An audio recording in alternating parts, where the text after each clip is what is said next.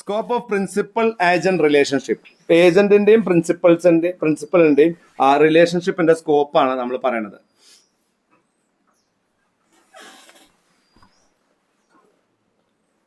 Okay, ഒന്ന്, the key ingredient for determining relationship under GST would be whether the invoice for the further supply of goods on behalf of the principal is being issued by the agent or not. ടൈസർ കുറച്ച് മുമ്പ് പറഞ്ഞതാണ്, ഒരു agent പ്രിൻസിപ്പളിന് വേണ്ടി work ചെയ്യുന്ന സമയത്ത് principal കൊടുക്കുന്ന സർവീസിന് വേണ്ടി ഏജന്റ് ഒരു ഫർദർ ഇൻവോയ്സ് പ്രിപ്പയർ ചെയ്യുന്നുണ്ടെങ്കിൽ അത് ടാക്സബിൾ സപ്ലൈ ആണ്.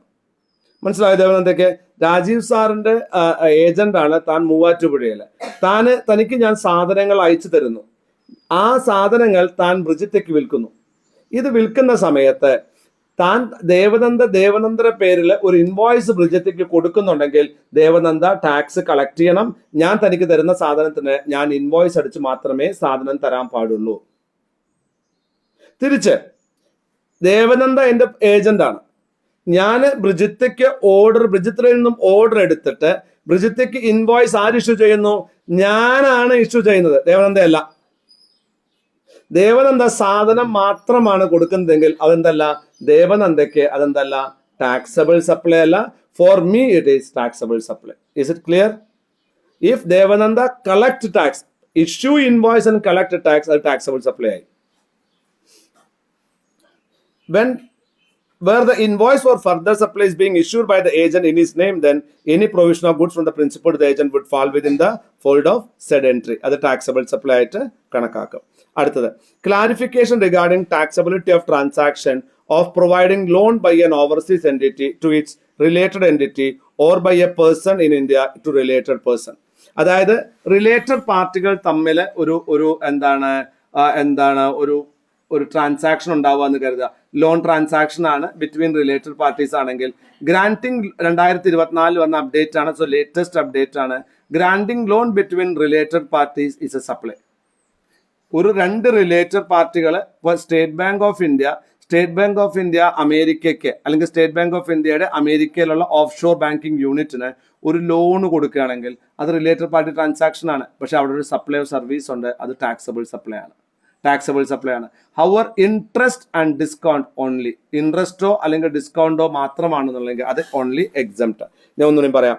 Whether the activity of providing loans by an overseas affiliate to Indian affiliate or by a person to a related person where there is no consideration in the nature of processing fee, administration charges, loan charges, etc., and the consideration is represented only by way of interest or discount, will be treated as taxable supply of service under GST or not. Question ഇങ്ങനെയാണ്, നിങ്ങൾക്ക് ഒരു overseas ആൾക്കാരുണ്ട്, ഓവർസീസിൽ ഒരു firm ഉണ്ട്, അത് അവരുടെ ഒരു affiliate firm ആയിട്ടുള്ള ഇന്ത്യയിലേക്ക് അല്ലെങ്കിൽ ഒരു റിലേറ്റഡ് പാർട്ടിക്ക് ഒരു ലോൺ കൊടുക്കുന്നു.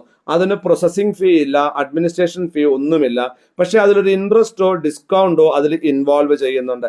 അതായത് without consideration, the consideration is represented only by way of interest and discount. അതിന്റെ കൺസിഡറേഷൻ എന്ന് പറയുന്നതാണ് ഡിസ്കൗണ്ട് അല്ലെങ്കിൽ ഇൻട്രസ്റ്റ് മാത്രമാണ് എങ്കിൽ അത് ടാക്സബിൾ സപ്ലൈ ആയി കണക്കാക്കുമോ എന്നതാണ് ചോദ്യം. I repeat once more the problem. നിങ്ങൾക്ക് സിംഗപ്പൂര് ഒരു ഓർഗനൈസേഷൻ ഉണ്ട്, അവരുടെ അഫിലിയേറ്റ് ഓർഗനൈസേഷൻ ആണ് നിങ്ങൾ. ആ സിംഗപ്പൂരുള്ള ഓർഗനൈസേഷൻ നിങ്ങൾക്ക് ഒരു ലോൺ തരുന്നു. ആ ലോണിന് പ്രോസസ്സിംഗ് ഫീസോ അഡ്മിനിസ്ട്രേഷൻ ഫീസോ ഒന്നുമില്ല. പ്രോസസ്സിംഗ് ഫീസ് ഒക്കെ എപ്പോഴാണ് ഉണ്ടാവുക? അവർ ആ ലോൺ വിൽക്കുകയാണെങ്കിലാണല്ലോ പ്രോസസ്സിംഗ് ഫീസും ചാർജസ് ഒക്കെ ഉണ്ടാവുക. അതൊന്നുമില്ല, പക്ഷെ അതിന് ഇൻട്രസ്റ്റ് ഉണ്ട് അല്ലെങ്കിൽ ഡിസ്കൗണ്ട് ഉണ്ട്. ഓക്കെ, അങ്ങനെയാണെങ്കിൽ അതിനെ ടാക്സബിൾ സപ്ലൈ ആയിട്ട് കണക്കാക്കുമോ? സിംഗപ്പൂരിലുള്ള ഒരു എന്റർപ്രൈസ് ഇന്ത്യയിലുള്ള ഒരു റിലേറ്റഡ് പാർട്ടിക്ക് ഒരു പ്രോസസ്സിംഗ് ഫീസോ അല്ലെങ്കിൽ മറ്റുള്ള ചാർജസോ ഇല്ലാതെ വെറും ഡിസ്കൗണ്ടും ഇൻട്രസ്റ്റും മാത്രമായിട്ടാണ് കൊടുക്കുന്നതെങ്കിൽ അത് ടാക്സബിൾ സപ്ലൈ ആണോ എന്നതാണ് ചോദ്യം. ഇവിടെ ഫോക്കസ് എന്ന് പറഞ്ഞാൽ എന്താണ്? പ്രോസസ്സിംഗ് ഫീ, അഡ്മിനിസ്ട്രേഷൻ ഫീസ് ആണ്. പ്രോസസ്സിംഗ് ഫീയും അഡ്മിനിസ്ട്രേഷൻ ഫീസും വെച്ചിട്ടാണ് ആ ലോൺ കൊടുക്കുന്നതെങ്കിൽ അത് ടാക്സബിൾ സപ്ലൈ ആണ്. പ്രോസസ്സിംഗ് ഫീയും അഡ്മിനിസ്ട്രേഷൻ ഫീസും ഇല്ലാതെ ഡിസ്കൗണ്ടും ഇൻട്രസ്റ്റും മാത്രമാണ് അതിന്റെ കൺസിഡറേഷൻ എങ്കിൽ അത് ടാക്സബിൾ സപ്ലൈ അല്ല, അത് എക്സംപ്റ്റഡ് ആണ്. ഐ റിപ്പീറ്റ്, ഒരു ലോൺ ട്രാൻസാക്ഷൻ ആണ്, റിലേറ്റഡ് പാർട്ടീസ് ആണ്, അഫിലിയേറ്റഡ് പാർട്ടീസ് ആണ്. അതിൽ അഡ്മിനിസ്ട്രേഷൻ ഫീ അല്ലെങ്കിൽ പ്രോസസ്സിംഗ് ഫീ പോലത്തെ ഫീസുകൾ ഉണ്ടെങ്കിൽ അത് രണ്ട് റിലേറ്റഡ് പാർട്ടി ആണെങ്കിലും അത് ടാക്സബിൾ സപ്ലൈ ആണ്. എന്നാൽ പ്രോസസ്സിംഗ് ഫീസോ അഡ്മിനിസ്ട്രേഷൻ ഫീസോ ഇല്ല, അതിൽ വെറും ഇൻട്രസ്റ്റ് ഡിസ്കൗണ്ട് മാത്രമാണ് ഉള്ളതെങ്കിൽ അതെന്താണ്, അത് എക്സംപ്റ്റഡ് സപ്ലൈ ആണ് കേട്ടോ. Then if no such fee not taxable, ഈ ഫീസ് ഇല്ലെങ്കിൽ അത് ടാക്സബിൾ. ഏത് ഫീസ് ഇല്ലെങ്കിൽ എന്താ സാറ് പറഞ്ഞേ, അഡ്മിനിസ്ട്രേഷൻ ഫീ, പ്രോസസ്സിംഗ് ഫീ ഇല്ലെങ്കിൽ നോൺ ടാക്സബിൾ ആണ്. Services by way of extending deposits loans, രണ്ടാമത്തെ പോയിന്റ് ആണ്.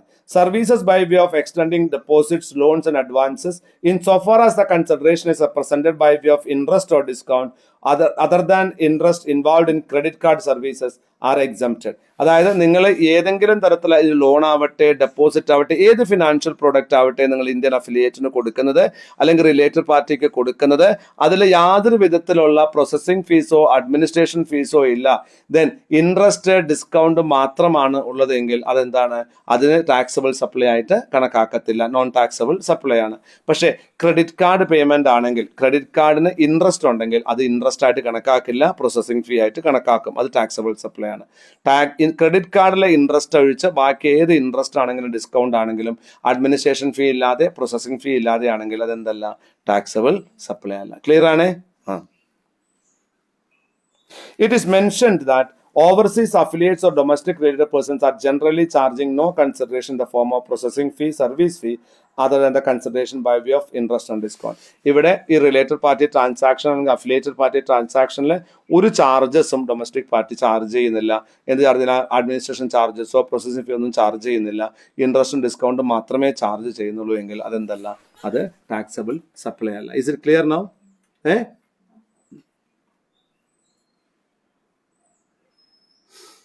4. It is significant to note that the processing or service fee is generally charged by the bank. എന്തുകൊണ്ടാണ് അത് പറയണത്? ഈ processing ഫീയും transfer ഫീസും ഒക്കെ ആരാ സാധാരണ ചെയ്യുന്നത്? അത് സാധാരണ ബാങ്ക് ഫിനാൻഷ്യൽ സർവീസ് ആണ് ചെയ്യുന്നത്. അത് അവരുടെ ബിസിനസ് ആയി, അപ്പോൾ ഫർദറൻസ് ഓഫ് ബിസിനസ് ആയി, അതാണ് അതിന്റെ കൺസിഡറേഷൻ. അതുകൊണ്ട് എന്താണ്, അത് ടാക്സബിൾ സപ്ലൈ ആണ്. അപ്പോൾ പ്രോസസ്സിംഗ് ഫീയോ അഡ്മിനിസ്ട്രേഷൻ ഫീയോ ചാർജ് ചെയ്യുന്നില്ലെങ്കിൽ നിങ്ങളൊരു ബാങ്കിങ് സർവീസോ ഫിനാൻഷ്യൽ സർവീസോ ചെയ്യുന്ന ആളല്ല. അതുകൊണ്ട് തന്നെ അത് ഇൻട്രസ്റ്റ് ചാർജ് ചെയ്താൽ പോലും അത് എക്സംപ്റ്റഡ് സപ്ലൈ ആയിട്ട് കണക്കാക്കാം. However, when the entity, അഞ്ചാമത്തെ point, however, when the entity is extending a loan to related entity, it may not require to follow such processes as are followed by an independent lender. സാധാരണ കേസിൽ ഒരു related പാർട്ടിയുമായി ബന്ധപ്പെട്ടിട്ടാണ് നമ്മൾ loan കൊടുക്കുന്നതെങ്കിൽ, deposit കൊടുക്കുന്നതെങ്കിൽ സാധാരണ ഒരു ബാങ്കോ financial ഇൻസ്റ്റിറ്റ്യൂഷനോ loan കൊടുക്കുന്ന പോലെയുള്ള എല്ലാ പ്രൊസീജിയറൊന്നും അവർ ഫോളോ ചെയ്യില്ല. അതുകൊണ്ടാണ് ഇത് വീണ്ടും പറയുന്നു, അതുകൊണ്ടാണ് ഇത് ടാക്സബിൾ അല്ല എന്ന് പറയുന്നത്. Even in case of loans, ആറാമത്തെ point, even in case of loans provided between unrelated parties, there may not be any processing fee, administration charges, loan granting, etc. based on the relations between the bank and independent lender and the person taking the loan. The lender might waive the administrative charges in full based on the nature of amount of loan granted as well as the based on relationship between the lender and the concerned person taking the loan. ഇവിടെ നിങ്ങൾ വീണ്ടും ശ്രദ്ധിക്കേണ്ട കാര്യം എന്താണ്, ഒരു bank അല്ലെങ്കിൽ ഒരു financial institution ഒരു ചില സമയത്ത് റിലേറ്റഡ് പാർട്ടി അല്ലെങ്കിൽ പോലും തേർഡ് പാർട്ടി ആണ്, അൺറിലേറ്റഡ് പാർട്ടി ആണെങ്കിൽ പോലും പ്രോസസ്സിംഗ് ഫീസും അഡ്മിനിസ്ട്രേഷൻ ഫീസും അവർ തമ്മിലെ ബന്ധത്തിന്റെ മുകളിൽ ചാർജ് ചെയ്യാറില്ല. അങ്ങനത്തെ കേസിൽ എന്താ സംഭവിക്കുക? നമ്മൾ പറഞ്ഞത് ഒരു റിലേറ്റഡ് പാർട്ടീസ്, അഫിലിയേറ്റഡ് പേഴ്സൺസ് ലോണോ അല്ലെങ്കിൽ ഡെപ്പോസിറ്റോ മറ്റോ സ്വീകരിക്കുന്ന സമയത്ത് അതിൽ പ്രോസസ്സിംഗ് ഫീയോ അഡ്മിനിസ്ട്രേഷൻ ഫീയോ ഇല്ല, കൺസിഡറേഷൻ, ഡിസ്കൗണ്ട്, ഇൻട്രസ്റ്റ് മാത്രമാണെന്നുണ്ടെങ്കിൽ അതിനെന്തായിട്ട് കണക്കാക്കില്ല, ടാക്സബിൾ സപ്ലൈ ആയിട്ട് കണക്കാക്കില്ല. ഇനി നേരെ തിരിച്ച് അൺറിലേറ്റഡ് പാർട്ടി ആണെങ്കിലോ, അൺറിലേറ്റഡ് പാർട്ടിയാണ്, അവർ തമ്മിൽ ബിസിനസ്സിലെ ഇരിപ്പ് വശം അനുസരിച്ച് ബാങ്ക് അല്ലെങ്കിൽ ഫിനാൻഷ്യൽ ഇൻസ്റ്റിറ്റ്യൂഷൻ അല്ലെങ്കിൽ ലെൻഡർ ഒരു പ്രോസസ്സിംഗ് ഫീസോ അല്ലെങ്കിൽ അഡ്മിനിസ്ട്രേഷൻ ഫീസോ ചാർജ് ചെയ്യുന്നില്ല. അങ്ങനെയാണെങ്കിൽ അതും നോൺ ടാക്സബിൾ സപ്ലൈ ആകുമോ എന്നാണ് ചോദ്യം. In such cases where no consideration is charged by the person from the related person or by an overseas affiliate from the entity for extending loan or credit other than by way of interest or discount, it cannot be said that any supply of service. അത് related party ആണെങ്കിൽ അത് എന്താണ് അതിനെ taxable supply ആയിട്ട് കണക്കാക്കില്ല. പക്ഷെ unrelated party ആണെങ്കിൽ അതിനെന്തായിട്ട് കണക്കാക്കും, ടാക്സബിൾ സപ്ലൈ ആയിട്ട് കണക്കാക്കി ടാക്സ് ചെയ്യും കേട്ടോ. അൺറിലേറ്റഡ് പാർട്ടി ആണെങ്കിൽ ടാക്സബിൾ സപ്ലൈ ആയിട്ട് കണക്കാക്കും. ഇനി അടുത്തത് ഏതാ? Schedule 2 activities or transaction to be treated as supply of goods or supply of services. താഴെ പറയുന്ന ആക്ടിവിറ്റികൾ എന്തായിട്ട് കണക്കാക്കും? സപ്ലൈ ഓഫ് ഗുഡ്സോ സപ്ലൈ ഓഫ് സർവീസസോ ആയിട്ട് കണക്കാക്കും. 1A എന്താ? 1A transfer of title in goods. ഞാൻ ഒരു സാധനമുണ്ട്, ആ സാധനം ഞാൻ ഒരാൾക്ക് കൊടുക്കുന്നില്ല, പക്ഷെ അതിന്റെ ഉടമസ്ഥാവകാശം മാത്രം ഞാൻ ട്രാൻസ്ഫർ ചെയ്യും. അതെങ്ങനെയാ പറയാ? ഇപ്പൊ ഈ സ്ഥലം അയാൾക്ക് ഞാൻ വാരിയിട്ട് ലോറിയിലാക്കിയിട്ട് അയാൾ വീട്ടിൽ കൊണ്ടു കൊടുക്കാൻ പറ്റുമോ? അപ്പൊ ഈ സ്ഥലം അവിടെ തന്നെ കിടക്കും. Only the title will be changed അല്ലെ? അപ്പൊ transfer of title in goods supply of goods ആയിട്ട് കണക്കാക്കും. ഓണർഷിപ്പ്, അതിന്റെ ഉടമസ്ഥാവകാശം ഒരാളിൽ നിന്ന് വേറൊരാളിലേക്ക് പോകും. നോക്കൂ, sale of goods and services എന്നാ പറഞ്ഞ്, ഗുഡ്സ് വിൽക്കാന്ന് പറഞ്ഞാൽ ഞാൻ ഇതെങ്കിൽ നിങ്ങൾക്ക് തരികയല്ലേ സെയിൽ ഓഫ് ഗുഡ്സ്. ഇവിടെ ചോദ്യം എന്താണ്? ഈ സാധനം കൈമാറാൻ പറ്റില്ല, ഇതിന്റെ ഉടമസ്ഥാവകാശം മാത്രമേ കൈമാറുന്നുള്ളൂ. സാധനം അയാളുടെ കയ്യിലേക്ക് പോകുന്നില്ല, സാധനം അതേ സ്ഥലത്താണ് ഇരിക്കുന്നത്. അതിന് ഉടമസ്ഥാവകാശം മാത്രം മാറുകയാണെങ്കിൽ അത് സെയിലായിട്ട് കണക്കാക്കുമോ എന്നാണ് ചോദ്യം. അത് സെയിലായിട്ട് കണക്കാക്കും. ഓണർഷിപ്പാണ് മാറേണ്ടത്, അല്ലാണ്ട് ഫിസിക്കൽ മൂവ്മെന്റ് ആവശ്യമില്ല എന്നുള്ളതാണ്. അതായത് ഏതെങ്കിലും ഒരു സാധനത്തിന്റെ ഉടമസ്ഥാവകാശം മാത്രമാണ് കൈമാറ്റം ചെയ്യപ്പെടുന്നത്. ഫിസിക്കലി ആ സാധനം ഒരു സ്ഥലത്ത് നിന്ന് വേറൊരു സ്ഥലത്തേക്ക് പോകുന്നില്ല എങ്കിൽ പോലും അതിനെന്തായിട്ട് കണക്കാക്കും? ടാക്സബിൾ സപ്ലൈ ആയിട്ട് കണക്കാക്കും. Is it clear? ഒരു മെഷീൻ ഉണ്ട്, ഒരു മെഷീൻ ഒരു സ്ഥലത്ത് ഫിക്സ് ചെയ്തിരിക്കുകയാണ്. ആ മെഷീൻ ഞാൻ ഒരാൾക്ക് വിൽക്കുന്നു. ആ മെഷീൻ പക്ഷെ അവിടുന്ന് കൊണ്ടുപോകാൻ പറ്റില്ല, അയാൾ അവിടെ ഉപയോഗിക്കാൻ പറ്റത്തുള്ളൂ. അത് supply of service, supply of goods ആണോ? സപ്ലൈ ഓഫ് ഗുഡ്സ് ആണ്. എന്താ എത്ര സംശയം വന്നപ്പോ? എന്താണ് ഇതിനെ സംശയം ഉണ്ടോ? കെയ്ൻ എനർജി എന്നൊരു കമ്പനി ഉണ്ടായിരുന്നു. Cairn Energy European based refinery കമ്പനിയായിരുന്നു. ഈ കമ്പനിയാണ് ഇന്ത്യയിൽ ആദ്യമായിട്ട് രാജസ്ഥാനിൽ പെട്രോളിയം ഡെപ്പോസിറ്റ്, രാജസ്ഥാനിലും ഗുജറാത്തിലും പെട്രോളിയം ഡെപ്പോസിറ്റ് ഉണ്ടെന്ന് കണ്ടെത്തുന്നത്. അതിനുശേഷം കെയ്ൻ എനർജി ഈ റിഫൈനിങ് സ്റ്റാർട്ട് ചെയ്തപ്പോൾ അവരുടെ ഉദ്ദേശം എന്ന് പറഞ്ഞാൽ എണ്ണ ശേഖരം കണ്ടെത്തുക, റിഫൈനിങ് സ്റ്റാർട്ട് ചെയ്യുക, അതിന് വേറൊരാൾക്ക് വിൽക്കുക, അടുത്ത സ്ഥലത്ത് പോയി എണ്ണ കണ്ടെത്തുക. ഇതാണ് അവരുടെ ബിസിനസ്. അവരുടെ ബിസിനസ് എണ്ണ ഉണ്ടാക്കി വിൽക്കലല്ല, ഫൈൻഡിങ് ഓയിൽ റിസർവ് ആണ്. അവരത് കണ്ടെത്തിയതിനു ശേഷം അവരവരുടെ ബിസിനസ് മുഴുവൻ ആർക്ക് വിറ്റു? റിലയൻസിനെ വിറ്റിട്ട് അവർ ഇന്ത്യയിൽ നിന്ന് പോയി. അവർ ആ റിഫൈനറി വിൽക്കുന്ന സമയത്ത് ആ റിഫൈനറി ഒക്കെ പാടെ എടുത്തിട്ട് ഒരു കവറിലാക്കിയിട്ട് റിലയൻസിന്റെ കയ്യിൽ കൊടുക്കുകയാണോ ചെയ്യുക? ആ സാധനം അവിടെ നിന്ന് മൂവ് ചെയ്യുന്നുണ്ടോ? ഇല്ല. എന്തേ മൂവ് ചെയ്യുന്നുള്ളൂ? അതിന്റെ ഉടമസ്ഥാവകാശം കെയ്ന്റെ കയ്യിൽ നിന്ന് മാർക്ക് പോകുന്നു, റിലയൻസിന് പോകുന്നു. സെയിലല്ലേ അത്? GST ഇല്ലേ അതിന്? That's all finished. Even if the particular product in the goods in the ownership is getting transferred, but not the physical location. ആലോചിച്ച് നിങ്ങൾ വിൻഡോസ് എന്ന് പറയുന്ന ഒരു സാധനം നിങ്ങളുടെ മൊബൈൽ ലാപ്ടോപ്പിൽ ഉപയോഗിക്കുന്നുണ്ട്. ആൻഡ്രോയിഡ് എന്ന് പറഞ്ഞ സാധനം നിങ്ങളുടെ മൊബൈലിൽ ഉപയോഗിക്കുന്നുണ്ട്. ഈ വിൻഡോസിന്റെ ഓപ്പറേറ്റിംഗ് സിസ്റ്റം ഉപയോഗിക്കാൻ, ആൻഡ്രോയിഡിന്റെ ഓപ്പറേറ്റിംഗ് സിസ്റ്റം ഉപയോഗിക്കാൻ ഒരു ചെറിയൊരു പൈസ കൊടുക്കണം. ചെറുതല്ല, നല്ല പൈസ തന്നെ കൊടുക്കണം. വിൻഡോസൊക്കെ ആണെങ്കിൽ നല്ല പൈസ കൊടുക്കണം. ഇത് കൊടുത്തതോടുകൂടി നിങ്ങൾക്കത് ഉപയോഗിക്കാനുള്ള അവകാശം മാത്രമല്ലേ കിട്ടുന്നുള്ളൂ? അത് ആ വിൻഡോസ് ആ കമ്പനി മുഴുവൻ നിങ്ങൾക്ക് ട്രാൻസ്ഫർ ചെയ്ത് തരുന്നുണ്ടോ? ഇല്ല. ആ ഉപയോഗിക്കാനുള്ള അവകാശം, അതിന്റെ ഉടമസ്ഥാവകാശം മാത്രം, ആ ഒരു യൂസറുടെ അവകാശം മാത്രം. അതെന്താണ്? GST ഉള്ള ഒരു സർവീസ് ട്രാൻസ്ഫർ ആണ്. വൃത്തിക്ക് മനസ്സിലായില്ലേ?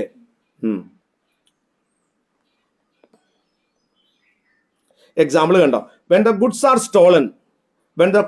stolen and insurance claim settle, the title pass to insurer, supply of goods. അതായത് ഞാനൊരു പ്രോപ്പർട്ടിയുടെ മുകളിൽ ഇൻഷുർ ചെയ്തിട്ടുണ്ട്. ആ പ്രോപ്പർട്ടി മോഷ്ടിക്കപ്പെട്ടു. ഉടനെ തന്നെ ആ ഇൻഷുറൻസ് കമ്പനി എനിക്ക് എന്ത് തരും? തരണം, ക്ലെയിം തരണം. ഇനി ക്ലെയിം തന്നാൽ പിന്നീട് ആ പ്രോപ്പർട്ടി എനിക്ക് പിടിച്ചെടുക്കാൻ സാധിച്ചാൽ അതിന്റെ ഉടമസ്ഥാവകാശം ആർക്കാ? അത് സപ്ലൈ ഓഫ് ഗുഡ്സ് ആയി. ടാക്സ് കളക്ട് ചെയ്യണം, വേറെ വഴിയൊന്നുമില്ല. മനസ്സിലായോ ഞാൻ പറഞ്ഞത്? അത് സപ്ലൈ ഓഫ് ഗുഡ്സ് ആണ്. ക്ലിയർ അല്ലേ? അതെ, ദേവന്തയ്ക്ക് മനസ്സിലായോ? മനസ്സിലായില്ലെങ്കിൽ പറയണട്ടോ, ഞാൻ ആരെയും പരമയ്ക്ക് മനസ്സിലായോ? അനുപമ ഒരു വണ്ടി ഇൻഷുറൻസ് എടുത്തു, ആ വണ്ടി ഇടിച്ച് ടോട്ടൽ ലോസ് ആയി എന്ന് കരുതുക. അതിന് ഇൻഷുറൻസ് ക്ലെയിം ആര് തരും? ഇൻഷുറൻസ് കമ്പനി തരും. ആ വണ്ടി പിന്നീട് വിറ്റ് കിട്ടുന്ന കാശ് ആരുടെ കാശാ? നിങ്ങളുടെ കാശാ? ഇൻഷുറൻസ് കമ്പനിയുടെ കാശാണോ? ഇൻഷുറൻസ് കമ്പനിയുടെ കാശ്. നമുക്ക് എടുക്കാൻ പാടില്ല. കാരണം എന്താണ്? The claim is already settled by the insurance company. മനസ്സിലായില്ലേ? ഒരു മോഷണം, ഒരു സ്വർണത്തിനെതിരെ ഞാൻ സ്വർണത്തിന്റെ മോഷണത്തിനെതിരെ ഇൻഷുറൻസ് എടുത്തു. സ്വർണം മോഷ്ടിക്കപ്പെട്ടാൽ ഇൻഷുറൻസ് ക്ലെയിം തരും. പിന്നെ ആ സ്വർണം പോലീസ് പിടിച്ചെനിക്ക് തിരിച്ചു കിട്ടുകയാണെങ്കിൽ അത് ആരുടെ അവകാശമാണ്? ഇൻഷുറൻസ് കമ്പനിയുടെ. സോ അത് നമ്മൾ അവർക്ക് കൊടുക്കുകയാണെങ്കിൽ അത് ഫിസിക്കൽ ട്രാൻസ്ഫർ ആയിട്ട് കണക്കാക്കും. അത് അവർക്ക് ട്രാൻസ്ഫർ ഓഫ് ഗുഡ്സ് ആയി കണക്കാക്കി ടാക്സ് ചെയ്യും. അടുത്തത് ഇനി transfer of right in goods without transfer of right title. ഇനി ഒരു സാധനത്തിന്റെ മുകളിലുള്ള റൈറ്റ് ഉപയോഗിക്കാനുള്ള അവകാശം ഞാൻ ട്രാൻസ്ഫർ ചെയ്യുന്നു, പക്ഷെ ഉടമസ്ഥാവകാശം ഞാൻ ട്രാൻസ്ഫർ ചെയ്യുന്നില്ല. ഇതെന്തായിട്ട് കണക്കാക്കും? സപ്ലൈ ഓഫ് സർവീസ് ആയിട്ട് കണക്കാക്കും. മനസ്സിലാവുണ്ടോ ഞാൻ പറഞ്ഞത്? വിൻഡോസ് എന്ന് പറയുന്ന സാധനം ഈ നിജിന് ഉപയോഗിക്കാൻ തരികയാണ് മൈക്രോസോഫ്റ്റ്. അവിടെ നിങ്ങൾക്ക് വിൻഡോസിന്റെ ഉടമസ്ഥാവകാശം കിട്ടുന്നുണ്ടോ? നിങ്ങൾക്ക് ഒരു യൂസർ റൈറ്റ് മാത്രമല്ലേ കിട്ടുന്നുള്ളൂ. ഇതെന്താണ്? സപ്ലൈ ഓഫ് സർവീസ് ആണ്. അവിടെ ഉടമസ്ഥാവകാശം ട്രാൻസ്ഫർ ചെയ്യപ്പെടുന്നില്ല. ഒരു പ്രാവശ്യം ഒരാൾക്ക് ഉപയോഗിക്കാനുള്ള അവകാശമാണ് നിങ്ങൾക്ക് കിട്ടുന്നത്. See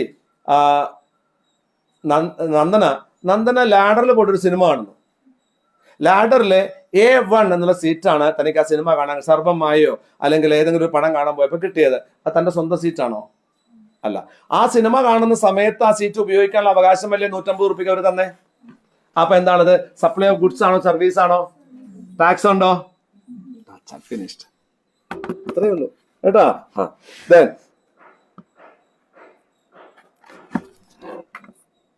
what is hire purchase? Nayana പറയൂ. ഹയർ പർച്ചേസ് എന്ന വാക്കിന്റെ അർത്ഥം. What is hire purchase? ഒരു സാധനം അല്ല. ഞാനൊരു എക്സാമ്പിൾ പറഞ്ഞുതരാം. ഹയർ പർച്ചേസും ഇൻസ്റ്റാൾമെന്റും വ്യത്യസ്തമാണ്. ഒരു ക്ലൂ ആണത്. സാധാരണ നമ്മൾ ഒരു വണ്ടിയൊക്കെ വാങ്ങുന്ന സമയത്ത് നമുക്ക് ഒന്നുകിൽ ഇൻസ്റ്റാൾമെന്റ് ആയിട്ട് വാങ്ങാം, അല്ലെങ്കിൽ ഹയർ പർച്ചേസ് ആയിട്ട് വാങ്ങാം. രണ്ടുപേരും ഘട്ടം ഘട്ടമായിട്ടല്ല അടയ്ക്കണം. നമ്മളപ്പോ അവള് പറഞ്ഞത് ഘട്ടം ഘട്ടമായിട്ട് ഇൻസ്റ്റാൾമെന്റ് ആണെങ്കിലും ഹയർ പർച്ചേസ് അടയ്ക്കണേ. അല്ല, ഹയർ പർച്ചേസിൽ ഘട്ടം ഘട്ടമായിട്ടല്ലേ അടയ്ക്കണേ. അപ്പൊ പൊട്ടില്ലേ? രണ്ടും ഒന്നാണോ? അപ്പോ എന്തോ ഒരു വ്യത്യാസമുണ്ട്. അല്ലെങ്കിൽ ചോദിക്കൂല. അങ്ങനെയൊന്നുമില്ല. അതൊക്കെ വെറുതെ വെറുതെ പേടിപ്പിക്കണേ ഞങ്ങളെ. ഇവരാരെങ്കിലും ലോൺ എടുക്കാൻ പോവാണെങ്കിൽ അവർ പേടിക്കൂലേ പെട്ടെന്ന്? ഇപ്പോ ബികോം ചെയ്തല്ലേ? ബികോം ആണോ ചെയ്തേ? +2 അതിലുണ്ടല്ലോ. കോമേഴ്സിലെ നിങ്ങളുടെ ബിസിനസ് കോമേഴ്സ് അല്ലേ ചെയ്തേ? +2 കോമേഴ്സ് അല്ലേ? അതിലുണ്ട്. ഉണ്ട്. ബിസിനസ് എൻവയറമെന്റിലോ ബിസിനസ് സ്റ്റഡീസിലോ എവിടെയെങ്കിലും ഉണ്ടായിരിക്കും. What is instalment trade, what is hire purchase trade, what is അക്കൗണ്ടൻസിലുണ്ടല്ലോ. അത് instalment accounting, hire purchase accounting, partnership accounting, അതൊക്കെ ഇല്ലേ? എന്താ?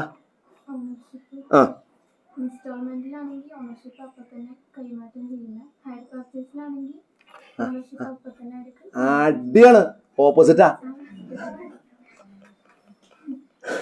ഇൻസ്റ്റാൾമെന്റിലാണെങ്കിൽ നിങ്ങൾക്ക് ഉടമസ്ഥാവകാശം അപ്പൊ തന്നെ തരും. നിങ്ങൾ മെല്ലെ മെല്ലെ പൈസ അടച്ചാൽ മതി. ഹയർ പർച്ചേസിലാണെങ്കിൽ ഫുൾ അടച്ചിട്ട് ഹയർ പർച്ചേസ് പറഞ്ഞാൽ വാടകയ്ക്ക് വാങ്ങുക എന്നാണ് അർത്ഥം. ആ സാധനം ഉപയോഗിക്കാതെ നമുക്ക് അവസാനത്തെ അടവും അടച്ചിട്ട് ചോദിച്ചാൽ മാത്രമേ നിങ്ങളുടെ പേരിലേക്ക് ആ സാധനം ട്രാൻസ്ഫർ ചെയ്തരുള്ളൂ.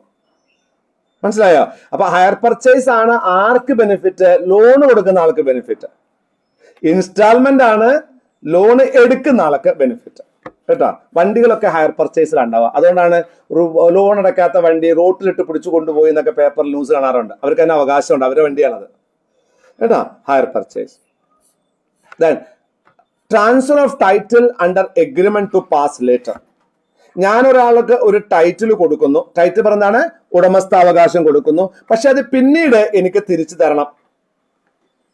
ഒരു ഫിനാൻഷ്യൽ ലീസ്. ഞാൻ ലീസിന് ഒരു സാധനം ഒരാൾക്ക് കൊടുക്കുന്നു. അപ്പൊ അയാൾക്ക് അതിന്റെ ടൈറ്റിൽ ഉപയോഗിക്കാനുള്ള അവകാശം കിട്ടിയില്ലേ? പക്ഷെ 10 കൊല്ലം കഴിഞ്ഞാൽ ആ സാധനം എനിക്ക് തന്നെ തിരിച്ചു തരണം. ലീസ് എന്ന് പറഞ്ഞാൽ എന്താണ്? വാടകയ്ക്ക് കൊടുക്കുക, അല്ലെ? ലീസിന് കൊടുക്കുക. അപ്പൊ അയാൾക്ക് ഉടമസ്ഥാവകാശം ആ ടൈം ബീങ് അയാൾക്ക് ഉണ്ടാകും. ആ പീരീഡ് കഴിഞ്ഞാൽ അയാൾക്ക് തിരിച്ചു തരണം. അപ്പൊ എന്താണത്? സപ്ലൈ ഓഫ് ഗുഡ്സ് ആണ്. അത് ടാക്സബിൾ ആണ്, അല്ലെ? Title passes in future after full payment. Example financial lease, higher purchase treated as supply of goods. ഇനി വീണ്ടും ഞാൻ പറയാണ്, ഹയർ പർച്ചേസ് ആണ്. ഹയർ പർച്ചേസില് ടാക്സ് ഉണ്ടോ? സപ്ലൈ ഓഫ് ഗുഡ്സ് ആണോ? ഹയർ പർച്ചേസ് ആണ്. കാരണം അവസാനത്തെ പേയ്മെന്റ് അടച്ചാൽ നിങ്ങൾക്ക് ആ സാധനം കിട്ടുമെങ്കിൽ അതെന്താണ്? ഹയർ പർച്ചേസ് സെയിലാണ്. അത് സപ്ലൈ ഓഫ് ഗുഡ്സ് ആണ്. 2 തരം ലീസ് ആണുള്ളത്. ഓപ്പറേറ്റിംഗ് ലീസും ഫിനാൻഷ്യൽ ലീസും. ഓപ്പറേറ്റിംഗ് ലീസ് എന്ന് പറഞ്ഞാൽ ഒരു സാധനം നിങ്ങളുടെ കമ്പനിക്ക് വേണം, ആ സാധനം ഞാൻ വാങ്ങി നിങ്ങൾക്ക് ഉപയോഗിക്കാൻ തരികയാണെങ്കിൽ അത് ഓപ്പറേറ്റിംഗ് ലീസ്. സാധാരണ JCB, ബസ്, ലോറി ഇതൊക്കെ നമ്മൾ എന്താ ചെയ്യുക, ഓപ്പറേറ്റിംഗ് ലീസിലാണ് കൊടുക്കുക. ചില സ്പെസിഫിക് സാധനങ്ങളുണ്ട്, അതങ്ങനെ നമുക്ക് കോമൺ ആയിട്ട് വാങ്ങി വെച്ച് വാടകയ്ക്ക് കൊടുക്കാൻ പറ്റുന്ന സാധനങ്ങളല്ല. നിങ്ങൾക്ക് വേണമെങ്കിൽ അത് വാങ്ങാം, അതിനുള്ള പണം ഞാൻ തരാം. പക്ഷെ ആ പണം നിങ്ങൾ എന്ത് ചെയ്യണം, സ്പെസിഫിക്കലി എന്ത് ചെയ്യണം, കുറച്ച് സമയം കൊണ്ട് തിരിച്ചടക്കേണ്ടതാണ്. ആ സാധനം പിന്നീട് ഞാൻ തിരിച്ചെടുക്കണമെന്നില്ല. ഇതിനെയാണ് ഫിനാൻഷ്യൽ ലീസ് എന്ന് പറയുന്നത്. അതായത് നിങ്ങളുടെ കമ്പനിക്ക് ഒരു മെഷീനറി വേണം, അത് വേറെ ആർക്കും വേണ്ടാത്ത മെഷീനറി ആണെങ്കിലോ, ഞാൻ മെഷീനറി വാങ്ങി വെച്ചിട്ടുണ്ടാവില്ല, അപ്പൊ ഞാൻ പണമാണ് നിങ്ങൾക്ക് മെഷീൻ വാങ്ങിക്കോ. പക്ഷെ ആ മെഷീൻ മിനിമം 10 കൊല്ലെങ്കിലും നിങ്ങൾ ഉപയോഗിക്കണം, 10 കൊല്ലെങ്കിലും ഗ്യാരണ്ടി ആയിട്ട് ഉപയോഗിക്കണം, എങ്കിൽ മാത്രമേ ഞാൻ വാങ്ങി തരുള്ളൂ. ഇതെന്ത് ലീസാണ്? ഫിനാൻഷ്യൽ ലീസ് ആണ്. I'm not giving the product but I'm giving the money. അപ്പൊ ഫിനാൻഷ്യൽ ലീസ് ആണെങ്കിലും ഓപ്പറേറ്റിംഗ് ലീസ് ആണെങ്കിലും അതിന്റെ ഫുൾ പേയ്മെന്റ് കഴിഞ്ഞാൽ സാധനം കിട്ടുന്നതാണെങ്കിൽ അതിനെന്തായിട്ട് കണക്കാക്കാം, അതിന് നമുക്ക് ടാക്സബിൾ സപ്ലൈ ആയിട്ട് കണക്കാക്കാം. Once land and building transaction, അത് ഞാൻ പറഞ്ഞു, സോറി, ഓക്കെ.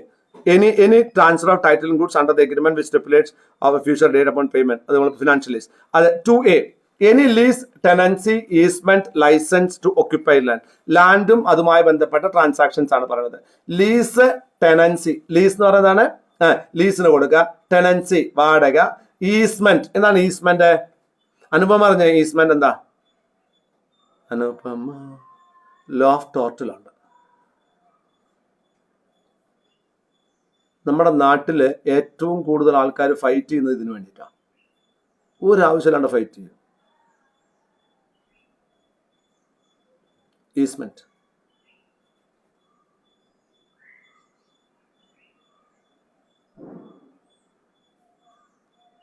ആർക്ക് പറഞ്ഞുണ്ടോ? ലോ ഓഫ് ടോട്ടൽ ഉണ്ട്. ദേവന് പറഞ്ഞോ? ആർക്കും പറയണ്ടല്ലോ, പിന്നെ ഞാൻ പറയണം, വേറെ വഴിയില്ലല്ലോ. The question boomerang to me അല്ലേ? എന്താ ഈസ്മെന്റ്? വഴി, വെളിച്ചം, വെള്ളം, ഇതിന്റെയൊക്കെ അവകാശമാണ് ഈസ്മെന്റ്. ലോ ഓഫ് ടോട്ടൽ പറയുന്നുണ്ട്. ലോ ഓഫ് ടോട്ടൽ പറയും, നിങ്ങളുടെ വീട്ടിലേക്ക് വെളിച്ചം കിട്ടാൻ നിങ്ങൾക്ക് അവകാശമുണ്ടോ? നിങ്ങളുടെ വീടിന് 4 പുറത്ത് ഒരാൾ ബിൽഡിംഗ് കയറ്റാണെങ്കിൽ അവർക്കെതിരെ കേസ് കൊടുക്കാൻ പറ്റുമോ? പറ്റും. നിങ്ങളുടെ വഴി ഒരാൾ കുത്തിയടച്ചാൽ അടയ്ക്കാൻ പറ്റുമോ? സ്ഥിരമായിട്ട് നിങ്ങൾ വഴി ഉപയോഗിക്കുന്നുണ്ട്, സാധാരണക്കാരന്റെ വഴിയാണെങ്കിൽ അവരമേ നീ ഇങ്ങോട്ട് വന്നിരുന്നില്ല ഏട്ടാ, നീ കള്ളത്തിയേട്ടാ, 20 കൊല്ലം ഗവൺമെന്റിന്റെ പ്രോപ്പർട്ടി ആണെങ്കിലോ 30 കൊല്ലം ഒരു എതിർപ്പുമില്ലാതെ ഉപയോഗിച്ചിട്ടുണ്ടെങ്കിൽ പിന്നെ അത് ആരുടെ ആയിട്ട് മാറും? അയാളുടെ ആയിട്ട് മാറും. ഈസ്മെന്റ്, വെള്ളം, വെളിച്ചം, ഇതൊക്കെ നിങ്ങൾ എന്താണ്? Easement right. പറഞ്ഞോ, ഉറക്കെ പറഞ്ഞോ, കേൾക്കുന്നുണ്ട്. അങ്ങനെയൊന്നും പറയാൻ പറ്റില്ല. അതുകൂടെ നിങ്ങൾ ലോറി കയറ്റാൻ പാടില്ല, കാറ് കയറ്റാൻ പാടില്ല, ഒന്നും പറയാൻ പറ്റില്ല. ഈസ്മെന്റ് അയാളുടെ ഇഷ്ടത്തിന് ഉപയോഗിക്കാനുള്ളതാണ്. ഇപ്പൊ നമ്മൾ പറയും, നമ്മുടെ റോട്ടിൽ ഒരു നമ്മുടെ വീട്ടിലേക്ക്, നമ്മുടെ തൊട്ടുള്ള സൈഡിൽ കൂടെ ആവും വേറൊരു വീട്ടിലേക്കുള്ള വഴി. നമ്മൾ മെല്ലെ ഈ തറിയൊക്കെ വേലിയുടെ തറിയൊക്കെ ഇറക്കി വെച്ച് അവസാനം വഴിയില്ലാണ്ടാക്കും. എന്നിട്ട് പറയും, ഞങ്ങൾ പണ്ട് കാലത്ത് എൻ്റെ മുത്തശ്ശൻ എന്ന വഴിയല്ലേ പോയി പണി, ഞങ്ങൾ വഴി തരൂല, കാശ് തരണം എന്നൊക്കെ പറയും. നടക്കില്ല. ഒരു സ്ഥലമുണ്ടെങ്കിൽ അതിലേക്ക് ഈസ്മെന്റ് അവകാശമുണ്ട്. 4 അടി വഴി തരാനുള്ള പ്രൊവിഷൻ പഞ്ചായത്ത് രാജിലുണ്ട്. ടിപ്പർ കൊണ്ടുവരാനുള്ള വഴിയൊന്നും തരില്ല. അത് വേണമെങ്കിൽ നിങ്ങൾ കാശ് കൊടുത്ത് വാങ്ങണം. ഇതൊക്കെ ഭയങ്കര ഡേഞ്ചറസ് ആയിട്ട് ഉപയോഗിച്ചുകൊണ്ടിരിക്കുന്ന ഒരു അവകാശമാണിത്. അപ്പോൾ അതൊക്കെ നമ്മുടെ ഈസ്മെന്റ് റൈറ്റ് വിൽക്കാൻ പറ്റും കേട്ടോ. ഈസ്മെന്റ് റൈറ്റ് വിൽക്കാം, ഒരാൾക്ക് ആക്സസ് ചെയ്യാനുള്ള അധികാരം. Lease, tenancy, easement, licence to occupy land, ഒരു ലാൻഡ് ഒക്യുപ്പൈ ചെയ്യാനുള്ള അവകാശം, ലൈസൻസ്, ഇതൊക്കെ എന്തായിട്ട് കണക്കാക്കും? സപ്ലൈ ഓഫ് സർവീസ് ആയിട്ട് കണക്കാക്കും. ഒരു സർക്കസിന് നമ്മൾ ലാൻഡ് ഉപയോഗിക്കാൻ കൊടുക്കുന്നത്, ഈ അമ്പലപ്പറമ്പിലും പള്ളിപ്പറമ്പിലൊക്കെ പെരുന്നാളിനനുസരിച്ച് സർക്കസ് വരും. അപ്പോൾ അതിന് അവരൊരു പൈസ കൊടുക്കില്ലേ? അത് GST പ്രകാരമുള്ള സപ്ലൈ ആണോ എന്ന് ചോദ്യം. അതെ, സപ്ലൈ ആണ്. അതിനെന്തുണ്ട്? GST ഉണ്ട്. സപ്ലൈ ഓഫ് സർവീസ് ആയിട്ട് കണക്കാക്കും. പാർക്കിങ്ങിന് സ്ഥലം കൊടുക്കും. നമ്മൾ വലിയ ടൗണിലൊക്കെ പോയാൽ പേ ആൻഡ് പാർക്ക് കാണാം. ഈ പേ ആൻഡ് പാർക്കിന് നമ്മൾ സ്ഥലം വാടകയ്ക്ക് എടുക്കുന്നതാണ്. അത് സപ്ലൈ ഓഫ് സർവീസ് ആണ്. അതിന് ടാക്സ് GST ഉണ്ട്. എന്റർടൈൻമെന്റിന് നമ്മൾ എന്തെങ്കിലും അമ്യൂസ്മെന്റ് ഒക്കെ നടത്തുന്നതിന് വേണ്ടി നമ്മൾ സ്ഥലം കൊടുത്തിട്ടുണ്ടെങ്കിൽ അതിനൊക്കെ എന്താണ്? ടാക്സ് ഉണ്ട്. Then 2B, lease or letting of building for business or commerce. ബിസിനസ്സിനോ കോമേഴ്സിനോ വേണ്ടി ബിൽഡിങ്ങുകൾ എന്ത് ചെയ്യുന്നു, ലീസിന് കൊടുക്കുന്നു അല്ലെങ്കിൽ വാടകയ്ക്ക് കൊടുക്കുന്നു. ഇതിനെ നമുക്ക് എന്തായിട്ട് കണക്കാക്കാവുന്നതാണ്. ഇത് സപ്ലൈ ഓഫ് സർവീസ് ആണ്. നമ്മൾ ഒരു മൾട്ടിപ്ലക്സിലെ ഒരു ഷോപ്പ് ലീസിന് കൊടുക്കുകയാണെങ്കിൽ അത് സപ്ലൈ ഓഫ് സർവീസ് ആണ്. ഇപ്പോൾ ലാഡർ എന്ന് പറയുന്ന എന്താണ് സിനിമാ തിയേറ്ററിൻ്റെ ഉള്ളിൽ 7 എന്നൊന്ന് പറയുന്ന സൂപ്പർ മാർക്കറ്റ് ഉണ്ട്, ആ ലൈവ് 7 സൂപ്പർ മാർക്കറ്റ് ഉണ്ട്. അവർക്ക് ബിൽഡിംഗ് ആ ഷോപ്പ് വാടകയ്ക്ക് കൊടുക്കുന്നത് എന്താണ്, സപ്ലൈ ഓഫ് സർവീസ് ആണ്. അതിനെന്തായാലും GST ഉണ്ട്. അതേസമയം നയനയുടെ വീട്ടിന്റെ മുകളിൽ ഒരു സ്ഥലം താൻ ഒരാൾക്ക് താമസിക്കാൻ കൊടുക്കുന്നത് സപ്ലൈ സർവീസ് അല്ല. മനസ്സിലാകുന്നുണ്ടോ? അതൊരു ഷോപ്പിംഗ് കോംപ്ലക്സ് ആണ്, മൾട്ടിപ്ലക്സ് ആണ്, ഒരു ഷോപ്പിംഗ് കോംപ്ലക്സ് ആണ്. അതുകൊണ്ട് അത് കമേഴ്ഷ്യൽ ബിൽഡിംഗ് ആണ്. അപ്പൊ ആ ട്രാൻസാക്ഷൻ ഒക്കെ എന്താണ്, കമേഴ്ഷ്യൽ ട്രാൻസാക്ഷൻ ആണ്. അതിന് GST ഉണ്ട് കേട്ടോ. ദെൻ വളരെ ശ്രദ്ധിക്കണം. ഒരു ബിസിനസ് നടത്തുന്നതിനോ കോമേഴ്സ് നടത്തുന്നതിനോ ഒരാൾക്ക് ഒരു ബിൽഡിംഗ് വാടകയ്ക്ക് കൊടുക്കുകയാണെങ്കിൽ അതിനെ സപ്ലൈ ഓഫ് സർവീസ് ആയി കണക്കാക്കി ടാക്സ് ചെയ്യും. ഇതാണ് ഞാൻ ഇപ്പോൾ പറഞ്ഞത്. 3, treatment or process of another goods. Any treatment or process apply to another persons goods, supply of service. ഒന്ന് ആലോചിച്ച് നോക്കുക. നമ്മൾ ഈ എന്താണ് പോപ്പുലർ ഓട്ടോമൊബൈൽസിന്റെ ഷോറൂമിന്റെ സൈഡിൽ കൂടെ പോവാം. അപ്പോൾ നമുക്ക് തന്നെ സങ്കടം തോന്നും. 100 കണക്കിന് കാറുകൾ ഈ വെയിലും കൊണ്ടിട്ട് പാടത്ത് ഇങ്ങനെ കിടക്കുന്നുണ്ടാവും. നമ്മൾ പോയിട്ട് പറയുകയാണ് എനിക്ക് ആ കറുത്ത കാറ് വേണം എന്ന് പറഞ്ഞാൽ ആ പാടത്ത് നിൽക്കുന്ന കഴിഞ്ഞ 6 മാസമായിട്ട് പാടത്ത് നിൽക്കുന്ന കാറ് മണ്ണും പൊടിയായ കാറ് അതെടുത്തിട്ട് അവരൊരു ഒരു സ്ഥലത്ത് കൊണ്ടുപോയി അതിനെ ക്ലീൻ ചെയ്ത് വാഷ് ചെയ്ത് പോളിഷ് ചെയ്തിട്ടാണ് നമുക്ക് തരുന്നത്. അതാണ് റിയാലിറ്റി. അല്ലാണ്ട് കേക്ക് ഉണ്ടാക്കുന്ന പാത്രത്തിൽ നിന്ന് അങ്ങനെ ഒരു കേക്ക് എടുത്ത് തരുന്ന പോലെ നമുക്ക് കാർ എടുത്ത് തരല്ല. അപ്പൊ അങ്ങനെയാണെങ്കിൽ ഒരാളുടെ സാധനത്തിന് മുകളിൽ അഡീഷണൽ സർവീസ് കൊടുക്കുന്നതിന് ടാക്സ് ഉണ്ടോ എന്നുള്ളതാണ്. ഉണ്ട്. അതായത് അങ്ങനെ ആ ക്ലീനിങ്ങും പോളിഷിങ്ങും ചെയ്യുന്ന ആൾക്ക് അയാൾ കൊടുക്കുന്ന സർവീസിന് ടാക്സ് ചാർജ് ചെയ്യാം. ഡയമണ്ട് ഞാൻ ഡയമണ്ട് ഒരാൾക്ക് എന്ത് ചെയ്യാൻ കട്ട് ചെയ്യാൻ വേണ്ടി കൊടുക്കുന്നു. ഡയമണ്ട് എങ്ങനെ ഉണ്ടാവുക? ഡയമണ്ട് ഒരു കല്ലായിരിക്കും, അതിനെ കറക്റ്റായിട്ട് കട്ട് ചെയ്തിട്ട് പോളിഷ് ചെയ്താലാണ് ഡയമണ്ട് ആകുന്നത്. അപ്പൊ ഈ ഡയമണ്ടിനെ കട്ടിങ്ങും പോളിഷും ചെയ്യുന്നത് ഒരാൾക്ക് വേണ്ടി അയാൾ സ്വന്തം ചെയ്യുന്നതല്ല, അയാൾക്ക് വേണ്ടി ചെയ്യണോ? അല്ല. അയാൾ വേറൊരാളിൽ നിന്ന് കുറച്ച് കോൺട്രാക്ട് എടുക്കുന്നു, ഒരു ചാക്ക് കല്ല് കൊണ്ടുവരുന്നു, അതിനെ ഡയമണ്ട് ആക്കി കൊടുക്കുന്നു, അതിനെ കുറിച്ച് പൈസ കിട്ടുന്നു. ഈസ് ഇറ്റ് ടാക്സബിൾ എന്നാണ്. It is supply of service, it is taxable. ഇത് ടാക്സബിൾ ആണ്. ക്ലിയർ ആണ്?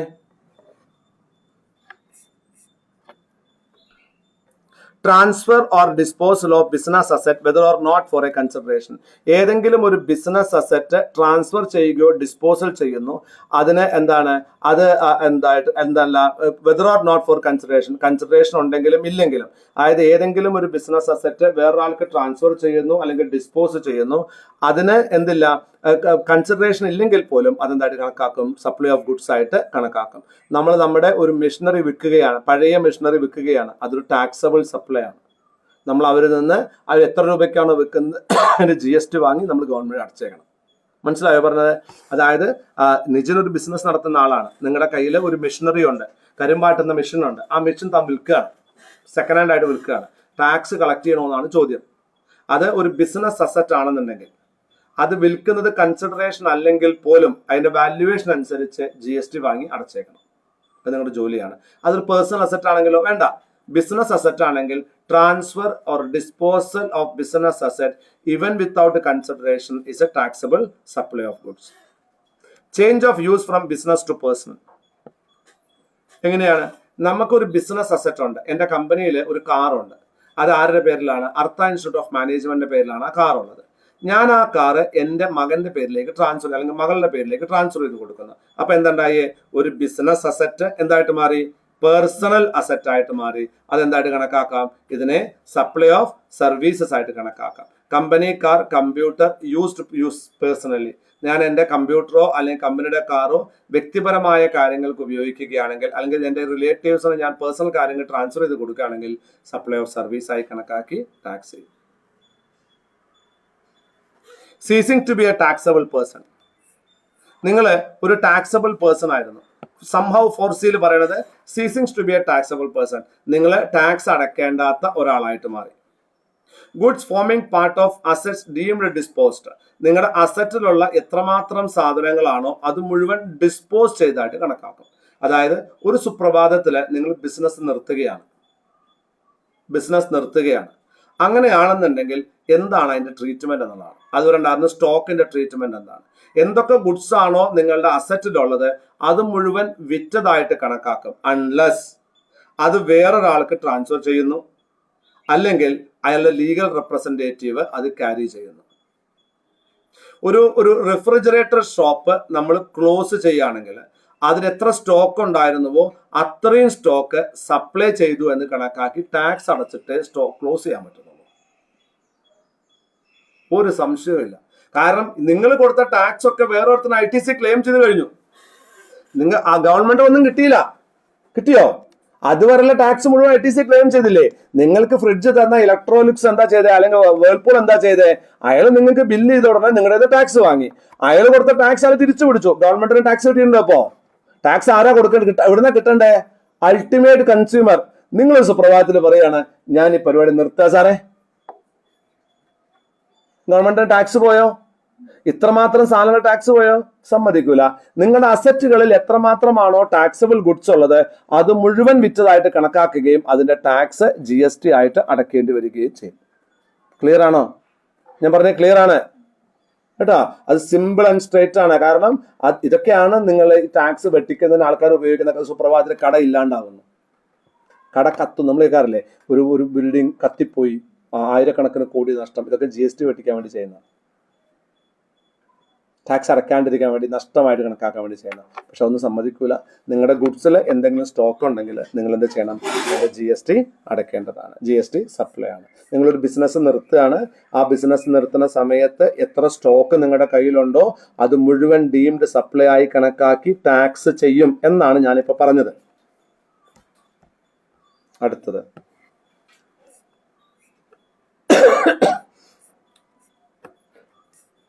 Renting of immovable property. Renting of immovable property.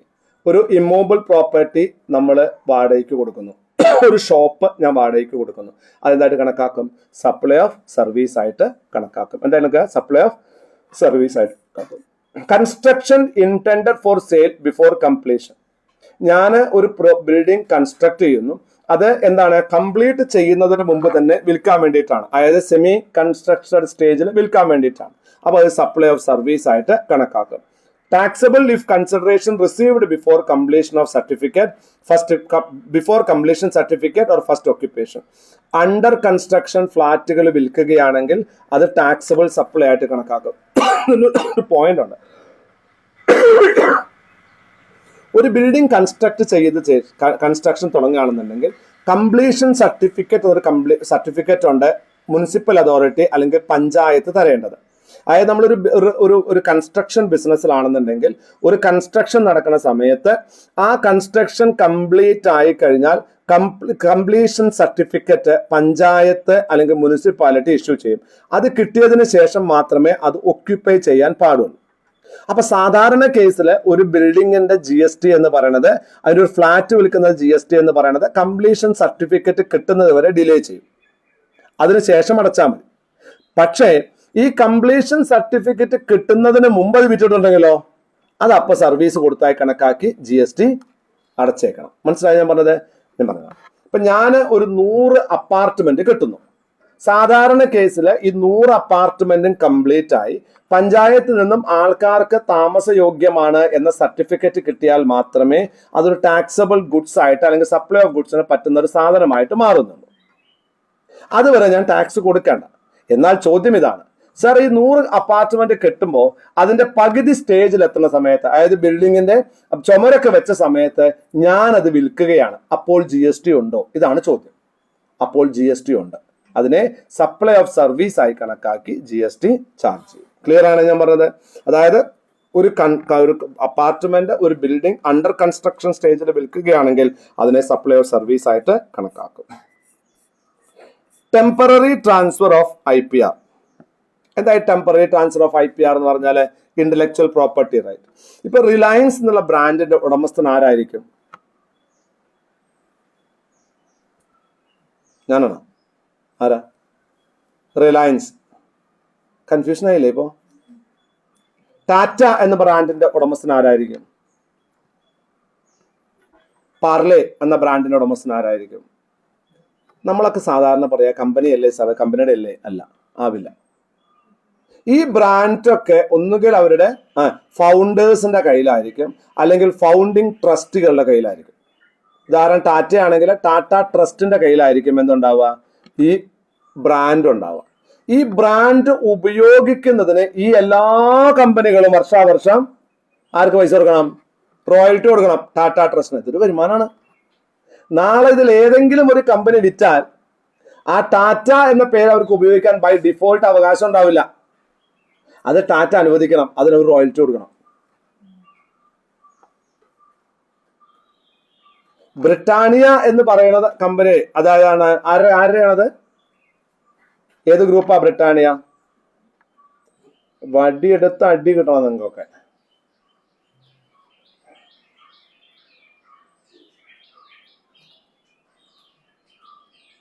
ഈ ചങ്ങാതിയെ ജപ്പാനിൽ ഇറങ്ങാൻ സമ്മതിക്കില്ല. 30 ഗ്രാം ഹാഷിഷ് കയ്യിൽ വെച്ചതിന് കേസുണ്ട്, അറസ്റ്റ് ചെയ്യണേ ഇതിന്റെ ഉടമസ്ഥനെ. നുസ്ലി വാഡിയ. വാഡിയ ഗ്രൂപ്പിന്റെ ആണ് ബ്രിട്ടാനിയ. ബ്രിട്ടാനിയയുടെ വേറെ കമ്പനികൾ ഏതൊക്കെയാ? നമുക്ക് അറിഞ്ഞില്ലേ പറ്റുള്ളൂ. ബ്രിട്ടാനിയ കേട്ടിട്ടുണ്ടല്ലേ? കണ്ടിട്ടുണ്ടോ ബ്രിട്ടാനിയ? കണ്ടിട്ടുണ്ട് ബ്രിട്ടാനിയ? ഞാൻ കണ്ടിട്ടില്ല ഇതുവരെ. നിങ്ങൾ കണ്ടിട്ടുണ്ടോ? ഇന്ത്യയിലെ ഏറ്റവും വലിയ ബിസ്ക്കറ്റ് കമ്പനി, രണ്ടാമത്തെ ബിസ്ക്കറ്റ് കമ്പനിയാണ് ബ്രിട്ടാനിയ. ബോംബെ ഡേയും കേട്ടിട്ടുണ്ട്? ബോംബെ ഡേയും കേട്ടില്ല? നിങ്ങളുടെ അമ്മൂടെ ചോദിച്ചാൽ മതി.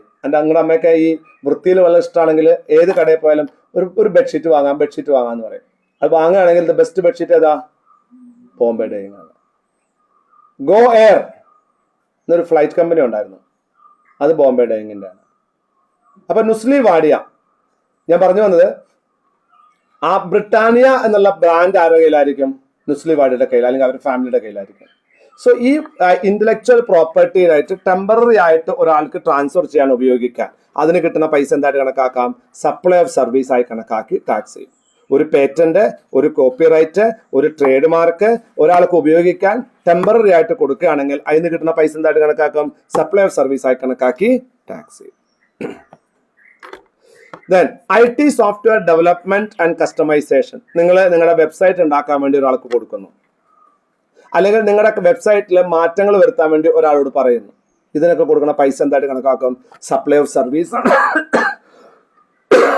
സപ്ലൈ ഓഫ് സർവീസ് ആണ്. ആ സപ്ലൈ ഓഫ് സർവീസ് ആയിട്ട് കണക്കാക്കും. എന്നാൽ ഒരു സോഫ്റ്റ്വെയർ അങ്ങനെ വാങ്ങുകയാണെങ്കിലോ? ഞാനൊരു സോഫ്റ്റ്വെയർ വാങ്ങുന്നു, അതെന്താണ്? സപ്ലൈ ഓഫ് ഗുഡ്സ് ആണ്. സോഫ്റ്റ്വെയർ ഒരു ഗുഡ്സ് ആണ്. ഒരു സോഫ്റ്റ്വെയർ വാങ്ങുകയാണെങ്കിൽ അത് ഗുഡ്സ് ആണ്. അതേസമയം അതിലെന്തെങ്കിലും മാറ്റങ്ങൾ വരുത്തുകയാണെങ്കിൽ, അതിലെന്തെങ്കിലും അമെൻമെന്റ് വരുത്തുക, ചേഞ്ചസ് ഉണ്ടാക്കുകയാണെങ്കിൽ, അല്ലെങ്കിൽ സർവീസ് ആണെങ്കിൽ സപ്ലൈ ഓഫ് സർവീസ് ആണ്. Agreeing to obligation to retain, refrain, tolerate, to do, enact. ഞാനൊരു കാര്യം ചെയ്യില്ല, അല്ലെങ്കിൽ ഞാൻ മാറി നിന്നുകൊള്ളാം, അല്ലെങ്കിൽ ഞാൻ അങ്ങനെ ചെയ്തു കൊള്ളാം എന്ന് ഞാൻ ഒരാളോട് പറയുകയാണ്. അതിന് എനിക്കൊരു കോമ്പൻസേഷൻ കിട്ടുകയാണെങ്കിൽ അതെന്താണ്? സപ്ലൈ ഓഫ് സർവീസ് ആണ്. സപ്ലൈ ഓഫ് സർവീസ് ആണ്. ഞാനൊരു കമ്പനി സെക്രട്ടറി ആണ്, ഞാൻ അർത്ഥയിൽ പഠിപ്പിക്കുന്നു, ഞാൻ അർത്ഥയ്ക്ക് ഒരു എഗ്രിമെന്റ് എഴുതി കൊടുക്കുന്നു, അർത്ഥയിലല്ലാതെ വേറെ എവിടെയും ഞാൻ പഠിപ്പിക്കില്ല. അതിനെനിക്ക് 1 ലക്ഷം രൂപ മാസം അഡീഷണൽ ആയിട്ട് അർത്ഥ തരുന്നു. അത് എന്താണ് പദാർത്ഥം? നോൺ കോമ്പീറ്റ് എഗ്രിമെന്റ് ആണ്. ഇത് സപ്ലൈ ഓഫ് സർവീസ് ആണ്. GST ഉണ്ട്. സാലറിക്ക് GST ഇല്ല. നമ്മുടെ നാട്ടിലൊരു ഡോക്ടർ ഒരു ആശുപത്രിയിൽ ഡോക്ടറാണ്. അദ്ദേഹത്തിനോട് ആശുപത്രി പറയുന്നു, നിങ്ങളുടെ വീട്ടിൽ പ്രാക്ടീസ് ചെയ്യാൻ പാടില്ല, വേറെ എവിടെയും പ്രാക്ടീസ് ചെയ്യാൻ പാടില്ല, അഡീഷണൽ ആയിട്ട് 1 ലക്ഷം രൂപ തരാം. സാലറിക്ക് GST ഉണ്ടോ? ഇല്ല. ഈ 1 ലക്ഷത്തിന് GST ഉണ്ടോ? ഉണ്ട്. സപ്ലൈ ഓഫ് സർവീസ് ആണ്, GST ഉണ്ട്. Is it clear? ഇത് അറിഞ്ഞാലാണ് കള്ളത്തരം നമുക്ക് ചെയ്യാൻ പറ്റുള്ളൂ, അവരെ പഠിപ്പിക്കാൻ പറ്റുള്ളൂ. ഇത് അറിയില്ലെങ്കിൽ നമ്മൾ നിഷ്കളങ്കരായിട്ട് ചെയ്തു പോകും. അതിന് GST അടയ്ക്കണം, 18% GST അടയ്ക്കണം, 18,000 രൂപ ഡീം. മനസ്സിലാവുണ്ടേ? ഇപ്പൊ അതാണ് transfer of right to use goods, supply of service. ഏതെങ്കിലും നിങ്ങളുടെ ഒരു സാധനം ഉപയോഗിക്കാനുള്ള അവകാശം നിങ്ങൾ ഒരാൾക്ക് കൊടുക്കുകയാണെങ്കിൽ അതെന്തായിട്ട് കണക്കാക്കും? സപ്ലൈ ഓഫ് സർവീസ് ആയിട്ട് കണക്കാക്കും. നിങ്ങളുടെ കയ്യിലുള്ള ഏതെങ്കിലും ഒരു സാധനം ഉപയോഗിക്കാൻ വേണ്ടി നിങ്ങൾ ഒരാൾക്ക് കൊടുക്കുകയാണെങ്കിൽ അതെന്തായി കണക്കാക്കും? സപ്ലൈ ഓഫ് സർവീസ് ആയിട്ട് കണക്കാക്കും. Transfer of right to use goods, supply of service ആണ്. Example, renting of generator, coffee machine etcetera. ഇതുണ്ട്. ഇപ്പോൾ ഈ കോഫി മെഷീനൊക്കെ വാടകയ്ക്ക് കൊടുക്കുന്നത് ടാക്സ് കൂട്ടി. ഇമ്പോർട്ടഡ് കോഫി മെഷീൻസ് ആണ്, കോഫി ബ്രൂയിങ് മെഷീൻസ് ഒക്കെ ആണ് കൊടുക്കുന്നതിന് ടാക്സ് കൂട്ടിയിട്ടുണ്ട്. അപ്പോൾ അതിനൊക്കെ ടാക്സ് ഉണ്ട്, GST കൂട്ടിയിട്ടുണ്ട്, ഒക്കെ ടാക്സ് ഉണ്ട്. അതായത് നിങ്ങളുടെ കോഫി ഉണ്ടാക്കുന്ന മെഷീൻ അല്ലെങ്കിൽ ജനറേറ്റർ അങ്ങനെ എന്തെങ്കിലും ഒരു സാധനം വേറൊരാൾക്ക് ഉപയോഗിക്കാൻ വേണ്ടി കൊടുക്കുകയാണെങ്കിൽ സപ്ലൈ സർവീസ് ആണ്, ടാക്സ് ചെയ്യും. Then composite supply. എന്താണ് കോമ്പോസിറ്റ് സപ്ലൈ എന്ന് പറഞ്ഞാൽ? കോമ്പോസിറ്റ് സപ്ലൈ ഗുഡ്സും സർവീസും എല്ലാം ഉണ്ടായിരിക്കും, അതാണ് കോമ്പോസിറ്റ് സപ്ലൈ, രണ്ടും കൂടെ ചേർന്നിട്ട്. അപ്പൊ വർക്ക് കോൺട്രാക്ട്, ഒരു ജോലി ഞാൻ ചെയ്തു തരാം എന്ന് പറയുകയാണെങ്കിൽ എന്താണ് അത്? Supply of service. നമ്മൾ പറയല്ലേ, ഇപ്പോ നിങ്ങൾക്കൊരു ജോലിയുണ്ട്, ആ ജോലി ചെയ്യാൻ നിങ്ങൾ ആൾക്കാരെ ജോലിക്ക് വെക്കാൻ താല്പര്യപ്പെടുന്നില്ല, ഞാൻ എന്ത് ചെയ്യുന്നു? പുറത്തുനിന്ന് ആളെ കൊണ്ടുവന്നിട്ട്, ബംഗാളികളെ കൊണ്ടുവന്ന് ആ ജോലി ഞാൻ ചെയ്തു തരുന്നു. ഇതെന്താണ്? സപ്ലൈ ഓഫ് സർവീസ് ആണ്. ഈ സപ്ലൈ ഓഫ് സർവീസ് ടാക്സബിൾ ആണ്. മനസ്സിലായോ? ജോബ് കോൺട്രാക്ട്, ലേബർ സപ്ലയർ, ഇതിലൊക്കെ ചെയ്യുന്ന എന്താണ്? സപ്ലൈ ഓഫ് സർവീസ് ആണ്. അതെന്താണ്? ടാക്സബിൾ ആണ്. Okay. Then supply of food or drink. നിങ്ങളുടെ കമ്പനിയിൽ എല്ലാ ദിവസവും, ഞാൻ IV മൊബിലിറ്റി എന്ന് പറയുന്ന ഒരു കമ്പനിയിൽ ഞാൻ വർക്ക് ചെയ്തിട്ടുണ്ട്. IVY മൊബിലിറ്റി, ഇത് ലോകത്തിലെ തന്നെ ഏറ്റവും വലിയ SFE അപ്ലിക്കേഷൻ കമ്പനിയാണ്. സെയിൽസ് ഫോഴ്സ് ഇഫക്റ്റീവ്നെസ് അപ്ലിക്കേഷൻ കമ്പനിയാണ്. IT കമ്പനിയാണ്. അത് അമേരിക്കയിലൊക്കെയാണ് ഹെഡ് ഓഫീസ്. അതിൻ്റെ നോർത്ത് ഇന്ത്യ, സൗത്ത് ഇന്ത്യ ഹെഡായിരുന്നു ഞാൻ. അവിടെ നമ്മൾ ഒരു 300 പേര് അവിടെ വർക്ക് ചെയ്യുന്നുണ്ട്. രാവിലെ കറക്റ്റ് 10 മണിക്ക് അവർ ഒരു പാക്കറ്റിൽ ഒരു കട്ട്ലറ്റ് അല്ലെങ്കിൽ ഒരു സമോസ പ്ലസ് ഒരു ചായ അല്ലെങ്കിൽ കാപ്പി നമുക്ക് ഓപ്ഷനാണ്, അത് നമുക്ക് കൊണ്ടുവരും. വൈകുന്നേരം ആയി കഴിഞ്ഞാൽ ഒരു പാക്കറ്റ് ബിസ്ക്കറ്റ്, പിന്നെ ഒരു ജ്യൂസ് അല്ലെങ്കിൽ ഒരു ചായ നമുക്കവിടെ കൊണ്ടുവരും. ഇത് സപ്ലൈ ചെയ്യുന്ന ഒരു കമ്പനി ഉണ്ടായിരിക്കും. അവർ ഈ സപ്ലൈ ചെയ്യുന്ന ആ പ്രവൃത്തിയെ എന്തായിട്ട് കണക്കാക്കുക? സപ്ലൈ ഓഫ് സർവീസ് ആണ്. ഫുഡ്, ഡ്രിങ്ക് ഒക്കെ നിങ്ങൾക്ക് സപ്ലൈ ചെയ്യുന്നുണ്ടെങ്കിൽ അതിനെ സപ്ലൈ ഓഫ് സർവീസ് ആയിട്ട് കണക്കാക്കും. സപ്ലൈ ഓഫ് സർവീസ് ടാക്സബിൾ ആണ്. Is it clear? Restaurant, catering, ഇതൊക്കെ അവർ ചെയ്യുന്ന എന്താണ്? സപ്ലൈ ഓഫ് സർവീസ് ആണ്. അതിന് ടാക്സ് ഉണ്ട്. ടാക്സ് ഉണ്ട്. ഇനി ഇത് വേറൊരു കാര്യം ഞാൻ പറയാം. ഇപ്പൊ ഒരു പാക്ക്ഡ് സാധനമാണ് വിൽക്കുന്നതെങ്കിലോ സപ്ലൈ ഓഫ് ഗുഡ്സ് ആണ്. ഒരു ബിസ്ക്കറ്റ് പാക്കറ്റ് വിൽക്കുകയാണ് ഒരു റെസ്റ്റോറൻറ്റ്, ഒരു കേക്ക് വിൽക്കുകയാണ്, അതായത് MRP ഉള്ള ഒരു കേക്ക് വിൽക്കുകയാണ്, അത് സപ്ലൈ ഓഫ് ഗുഡ്സ് ആണ്. അതിന്റെ മുകളിൽ വേറെ എന്തെങ്കിലും ചാർജ് ചെയ്യുന്നുണ്ടെങ്കിൽ ആ ചാർജ് മാത്രം എന്താണ്? സപ്ലൈ ഓഫ് സർവീസ് ആണ്. മനസ്സിലാവുന്നുണ്ടോ? നമ്മൾ എപ്പോഴും ശ്രദ്ധിക്കേണ്ട കാര്യം, നമ്മൾ എന്താണ് കൊടുക്കുന്നത്. ഉദാഹരണം, ഞാൻ ഒരു കേക്ക് ഉണ്ടാക്കി കൊടുക്കുന്നു. ആ കേക്കിന്റെ വില 500 രൂപയാണ്. അത് സെർവ് ചെയ്യുന്നതിന് ഞാൻ ചാർജ് ചെയ്യുന്നത് 100 രൂപയാണ്. സോ സപ്ലൈ ഓഫ് ഗുഡ്സ് 500 രൂപ, സപ്ലൈ ഓഫ് സർവീസ് 100 രൂപ. മനസ്സിലായോ? ഇനി നിങ്ങളൊരു ഹോട്ടലിൽ പോയിട്ട് പൊറോട്ട കഴിക്കുമ്പോൾ അതിന് എന്ത് ടാക്സാ ചാർജ് ചെയ്യുക? സർവീസ് ചാർജ് ആണ് ടാക്സ് ചെയ്യുന്നത്. അതിന് GST, പ്രോഡക്റ്റിന് GST ഇല്ല. കാരണം എന്താണ്? അത് cooked product, ready cooked product ആണ്. പാക്കേജ്ഡ് പ്രോഡക്റ്റ് ആണെങ്കിൽ മാത്രമേ GST ഉള്ളൂ. അതേസമയം നിങ്ങൾ ഒരു ഫ്രൂട്ടി അവിടെ നിന്ന് വാങ്ങി കുടിക്കുകയാണെങ്കിലോ അതിന് GST ആണ്, ഗുഡ്സ് ആണ്. മനസ്സിലായോ? ഇനി ആ ഗുഡ്സിന്റെ മുകളിൽ ഇപ്പോൾ ഒരു GST നമ്മൾ പറഞ്ഞില്ലേ, എവിടെയോ തിരുവനന്തപുരത്ത് IPL എന്തൊരു ക്രിക്കറ്റ് നടന്നില്ലേ, T20 നടന്നു, ന്യൂസിലാൻഡ് ഇന്ത്യ T20 നടന്നു. അവിടെ ഒരു കുപ്പി വെള്ളത്തിന് 200 രൂപയായിരുന്നു. എന്തൊരു മോശമായിട്ടാണ് ട്രീറ്റ് ചെയ്തെന്നറിയാമോ? ഒരു കുപ്പി വെള്ളത്തിന് 200 രൂപ. എങ്ങനെ കുടിക്കുമ്പോൾ ഇറങ്ങുമോ നമുക്ക് ഇങ്ങോട്ട്? ഇനി വെള്ളം വേണമെന്ന് പറഞ്ഞാല് ബാത്റൂം പോലത്തെ ഒരു സ്ഥലമുണ്ട്, അവിടെ വേണമെങ്കിൽ പോയി പിടിച്ചോളാൻ പറയത്രേ. ഭയങ്കര ഇഷ്യൂ ചെയ്ത്, ഭയങ്കര വലിയ ഇഷ്യൂ ആയി. അവിടെ 10 രൂപയുടെ സാധനം 200 രൂപയ്ക്കാണ് വിൽക്കുന്നതെങ്കിൽ 10 രൂപ സപ്ലൈ ഓഫ് ഗുഡ്സും ബാക്കി 190 രൂപ സപ്ലൈ ഓഫ് സർവീസുമായി കണക്കാക്കി ടാക്സ് ചെയ്യും. There are places where the value of the product is 10 rupees and they'll be selling for 25 rupees. So the 15 rupees is supply of service and 10 rupees is supply of goods. ഇതൊക്കെ നിങ്ങൾ അനുഭവിക്കാൻ പോണേ ഉള്ളൂ, ഇപ്പൊന്നും അറിയില്ല അതൊന്നും. അങ്ങനത്തെ സ്ഥലങ്ങളൊന്നും കണ്ടിട്ടില്ല. നിങ്ങൾ എയർപോർട്ടിൽ പോയിട്ട് ഒരു കാപ്പി കുടിച്ച എത്ര റേറ്റ്? 190 രൂപ, 250 രൂപയ്ക്ക് ഒരു കോഫിയുടെ വില. ഇപ്പൊ പിന്നെ കോഫി വെൻഡിങ് മെഷീൻസ് ഒക്കെ വരുന്നുണ്ട്. ഒരു പെപ്സി വാങ്ങുകയാണ്, 30 രൂപ ഒരു പെപ്സി ബോട്ടിൽ വാങ്ങുകയാണെങ്കിൽ അവിടെ 65 രൂപ കൊടുക്കേണ്ടി വരും.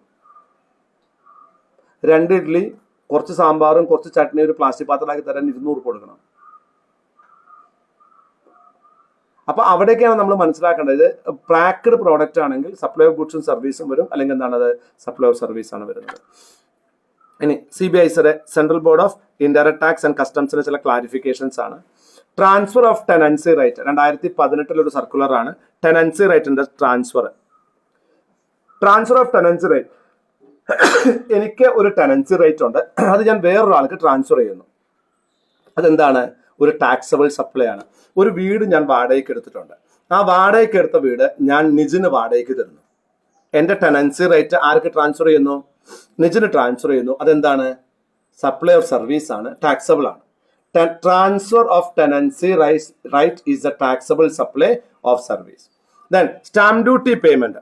നിങ്ങൾ ഏതെങ്കിലും തരത്തിൽ ഒരു സ്റ്റാമ്പ് ഡ്യൂട്ടി, ഒരു പ്രോപ്പർട്ടിയുടെ മുകളിൽ സ്റ്റാമ്പ് ഡ്യൂട്ടി അടയ്ക്കുന്നുണ്ടെങ്കിൽ അതിനെന്തില്ല? GST ഇല്ല. സ്റ്റാമ്പ് ഡ്യൂട്ടികൾക്ക് GST ഇല്ല. അത് ഇപ്പോഴത്തെ എക്സംഷൻ ആണ്. എന്താണ് അർത്ഥം? ടാക്സ് ഉണ്ട്, പക്ഷേ ഇപ്പൊ ചാർജ് ചെയ്യുന്നില്ല. അതിന്റെ അർത്ഥമാണ്, അതിന്റെ പേരാണ് exemption. It is taxable. Any day it can be taxable, but as of now it is not taxed. So stamp duty, stamp act പ്രകാരമുള്ള സ്റ്റാമ്പ് ഡ്യൂട്ടിക്ക് എന്തില്ല? ടാക്സ് ഇല്ല, എക്സംപ്റ്റഡ് ആണ്. Residential tenancy for residence. ഒരു താമസിക്കാനുള്ള വീട് വാടകയ്ക്ക്, താമസിക്കാൻ വേണ്ടി വാടകയ്ക്ക് കൊടുക്കുകയാണെങ്കിൽ അതിനെന്തില്ല? ടാക്സ്, GST ഇല്ല. അതായത് ഞാനൊരു ബിസിനസ് ചെയ്യാൻ വേണ്ടി, ഒരു കമേഴ്ഷ്യൽ പർപ്പസിന് വേണ്ടിയിട്ടാണ് ആ വീട് വാടകയ്ക്ക് കൊടുക്കുന്നതെങ്കിൽ ടാക്സ് ഉണ്ട്. എന്നാൽ ഒരാൾക്ക് താമസിക്കാൻ വേണ്ടിയിട്ടാണ് കൊടുക്കുന്നതെങ്കിൽ എന്തില്ല? ടാക്സ് ഇല്ല. Then out going tenant surrendering right. ഇനി ഒരു ടെനന്റ് അയാൾ എന്താണ്, ഇടയിൽ വെച്ചിട്ട് അയാളുടെ ടെനന്റ് റൈറ്റ് വേണ്ട എന്ന് പറഞ്ഞാൽ സറണ്ടർ ചെയ്യുകയാണെങ്കിൽ അത് ടാക്സബിൾ സർവീസ് ആയിട്ട് കണക്കാക്കി ടാക്സ് ചെയ്യും. അപ്പൊ ഞാൻ എന്തൊക്കെയാ പറഞ്ഞത്? 4 എണ്ണമാണ് ഞാൻ പറഞ്ഞത്. ഈ പാരഗ്രാഫിൽ മൊത്തം പറയുന്നത്, ഈ സർക്കുലർ ആകെ 4 കാര്യങ്ങളാണ് പറയുന്നത്. ഒന്ന്, ടെനൻസി റൈറ്റിന്റെ ട്രാൻസ്ഫർ ടാക്സബിൾ സപ്ലൈ ആണ്, ടാക്സബിൾ സപ്ലൈ ഓഫ് സർവീസ് ആണ്. അതായത് വാടകയ്ക്ക് താമസിക്കാനുള്ള അവകാശം വേറൊരാൾക്ക് ട്രാൻസ്ഫർ ചെയ്യുകയാണെങ്കിൽ ട്രാൻസ്ഫർ ഓഫ് സർവീസ് ആണ് ഫസ്റ്റ്. 2, stamp duty. രണ്ടാമത്തെ പാരഗ്രാഫ് പറയുന്നുണ്ട്, സ്റ്റാമ്പ് ഡ്യൂട്ടിക്ക് ടാക്സ് ഇല്ല, GST ഇല്ല. സ്റ്റാമ്പ് ഡ്യൂട്ടി എക്സംപ്റ്റഡ് ആണ്. Stamp duty payment does not include GST. It is exempted ആണ്. Residential tenancy for residence. ഒരു റെസിഡൻഷ്യൽ ടെനൻസി, കമേഴ്ഷ്യൽ പ്രോപ്പർട്ടി അല്ല, ഒരു റെസിഡൻഷ്യൽ പ്രോപ്പർട്ടി താമസിക്കുന്നതിന് വേണ്ടി ഒരാൾക്ക് കൊടുക്കുകയാണെങ്കിൽ GST ഇല്ല, എക്സംപ്റ്റഡ് ആണ്. ഔട്ട് ഗോയിങ് ടെനന്റ് അയാളുടെ റൈറ്റുകൾ സറണ്ടർ ചെയ്യുകയാണെങ്കിൽ അത് ടാക്സബിൾ ആണ്. അടുത്തത് 2021 സെപ്റ്റംബർ 20 ഇഷ്യൂ ചെയ്ത ഒരു സർക്കുലർ ആണ്. ഇതിലെ ഇന്റർമീഡിയറി സർവീസുകളെ കുറിച്ചാണ് പറയുന്നത്. എസെൻഷ്യൽ എലമെന്റ്സ് എന്താണ്? ഇന്റർമീഡിയറി പറഞ്ഞാൽ എന്തായിരിക്കും? ഇതിന് എക്സാമ്പിൾ എന്നാടാ? ഒരു ഇന്റർമീഡിയറി സർവീസിന് എക്സാമ്പിൾ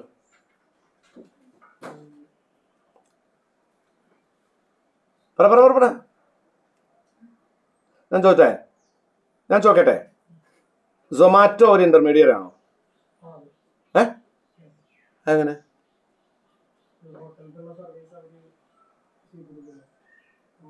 ആരുടെ ഇടയിൽ അവർ ഇന്റർമീഡിയറി? അത്രയേ ഉള്ളൂ. അപ്പൊ ഇന്റർമീഡിയറി പറഞ്ഞാലാണ് 2 വ്യക്തികളുടെ അല്ലെങ്കിൽ 2 പാർട്ടികളുടെ ഇടയിൽ അവർ ഫെസിലിറ്റേറ്റർ ആയിട്ട് നിൽക്കുന്ന ആളാണ് ആര്? ഇന്റർമീഡിയറി. അപ്പൊ അവിടെ എത്ര പേരുണ്ടാവും? മിനിമം 3 പേരുണ്ടാവും. അവിടെ എന്തുണ്ടാവും? 2 സപ്ലൈ ഉണ്ടാവും. 2 സപ്ലൈ ഉണ്ടാവില്ലേ? First the supply will be from the main party to the intermediary, then the intermediary will supply to the ultimate consumer, അല്ലെ? അപ്പൊ main supply and ancillary or intermediary service. Intermediary does not supply on account. അയാള് പലപ്പോഴും എന്താ, അയാളുടെ സ്വന്തം പേരിലല്ല സാധനം supply ചെയ്യുക. സൊമാറ്റോയിൽ നിങ്ങൾ സാധനം വാങ്ങുമ്പോൾ ബില്ല് ആരടിക്കുക? സൊമാറ്റോണ് അടിക്കുക. അതോ സൊമാറ്റോയുടെ പേരിലാണോ സാധനം വരിക? അതോ ഹോട്ടലിന്റെ പേരിലാണോ സാധനം വരിക? ഹോട്ടലിന്റെ പേരിലാണ് സാധനം വരിക. പക്ഷെ അതിന് മുകളിൽ എന്തുണ്ടായിരിക്കും? സൊമാറ്റോയുടെ സർവീസ് ചാർജ് ഹോട്ടലിൽ കളക്ട് ചെയ്യുന്നുണ്ടാവും. എന്നിട്ടാണ് ആർക്ക് കൊടുക്കുന്നത്? സൊമാറ്റോയ്ക്ക് കൊടുക്കുന്നത്. അങ്ങനെയാണ് നമ്മൾ ചെയ്യണത്. സോ മിനിമം 3 പാർട്ടികൾ ഉണ്ടാവും, 2 സപ്ലൈ ഉണ്ടായിരിക്കും, main supply and ancillary supply. Intermediary സാധാരണ എന്ത് ചെയ്യാറില്ല? അതിൽ സ്വന്തം പേരിൽ സപ്ലൈ ചെയ്യാറില്ല. So intermediary means a broker, agent or any other person, whatever name called, who arranges or facilitates the supply of goods or services or both or securities between 2 or more persons, but does not include a person who supplies such goods or services or both or securities on his own account. സ്വന്തം പേരിലല്ലാതെ supply ഗുഡ്സോ സർവീസോ ഒരാളിൽ നിന്ന് വാങ്ങി വേറൊരാളിലേക്ക് എത്തിക്കുന്ന ഒരാളെയാണ് നമ്മൾ എന്ത് പറയുന്നത്? Intermediary എന്ന് പറയുന്നത്. ഇത് സാധനങ്ങളിൽ ഉണ്ടാകാം, സെക്യൂരിറ്റികളിൽ ഉണ്ടാകാം, സർവീസുകളിലൊക്കെ ഇയാൾ ഉണ്ടാകാൻ സാധിക്കും. ഒരു ഇന്റർമീഡിയറി സർവീസിന്റെ പ്രൈമറി ആയിട്ട് വേണ്ട കാര്യം എന്താണ്? അതൊന്ന് മിനിമം 3 പാർട്ടികൾ ഉണ്ടായിരിക്കണം, 2 ഡിസ്റ്റിങ്ക്ട് സപ്ലൈ ഉണ്ടായിരിക്കണം. എന്താണ്? Main supply between 2 principles which can be supply of goods or service or securities. Ancillary supply which is service of facilitating or arranging the main supply between the 2. Arabian ഹോട്ടലിൽ നിന്ന് രാജീവ് സാറോ സൊമാറ്റോ വഴി ഒരു സാധനം order ചെയ്ത് കഴിഞ്ഞാൽ the main supply is between me and Arabian hotel. Then Zomato facilitate the transfer to me. So there are 2 supplies. One is main supply between the ultimate customer and the provider. And intermediary എന്ത് ചെയ്യുന്നു? ആ സാധനം എന്നിലേക്ക് എത്തിക്കാൻ, ആ service എനിക്ക് കിട്ടാൻ സഹായിക്കുന്നു. ഇതിനെ ആൻസിലറി സപ്ലൈ എന്ന് പറയുന്നു. അപ്പൊ സാധനത്തിന്റെ മുകളിൽ GST ആര് കളക്ട് ചെയ്യണം? ഹോട്ടൽ കളക്ട് ചെയ്യണം. ആ സാധനം എനിക്ക് എത്തുന്നതിന് നിങ്ങൾ ചാർജ് ചെയ്യുന്ന സർവീസ് ചാർജിന്റെ മുകളിൽ ആര് കളക്ട് ചെയ്യണം? ക്ലിയർ ആണ്? ഇന്റർമീഡിയറി കളക്ട് ചെയ്യും. Is it clear? മനസ്സിലായമോ? ഇനി റെസ്റ്റോറന്റ് ഓർ ക്ലൗഡ് കിച്ചൺ. എന്താണ് ഈ ക്ലൗഡ് കിച്ചൺ എന്ന് പറഞ്ഞാല്? ഞാൻ പറഞ്ഞൊരു എക്സാമ്പിൾ. മേഘത്തിന്റെ കിച്ചൺ വെച്ചിരിക്കുകയാണ്, ക്ലൗഡിലെ കിച്ചൺ. പറ ശരണ്യ, നീ എന്തിനാ ഞാൻ ആണോ വെച്ചപ്പോ അല്ലാന്ന് പറഞ്ഞ് എന്നെ എതിർത്തില്ലേ? നീ ഉത്തരം പറ. അവൾ പറഞ്ഞിട്ടില്ലെങ്കിൽ ആരുത്തരം പറയും? ആലോചിക്കട്ടെ. ആദിൽ പറയും. ആ ചെക്കൻ ആ സീറ്റിൽ നിന്ന് മാറുകയില്ല.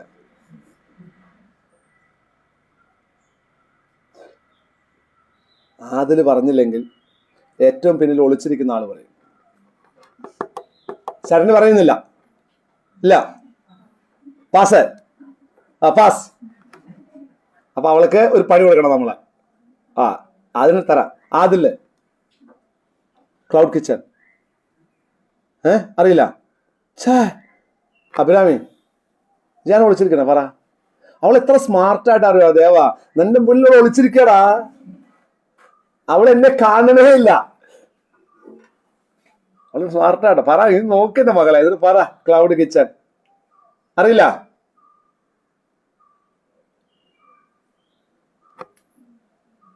What is this? ഞാൻ ഇന്നിപ്പോ ഷാരഡീസിന്റെ എക്സാമ്പിൾ പറഞ്ഞില്ലേ? ക്ലൗഡ് കിച്ചൺ എന്ന് പറയുന്നത് എന്താണ്? എല്ലാ സാധനവും ഒരു സ്ഥലത്ത് ഉണ്ടാക്കുകയും മറ്റുള്ള സ്ഥലങ്ങളിലേക്ക് ഡെലിവറി ചെയ്യുന്നതല്ലേ ക്ലൗഡ് കിച്ചൺ.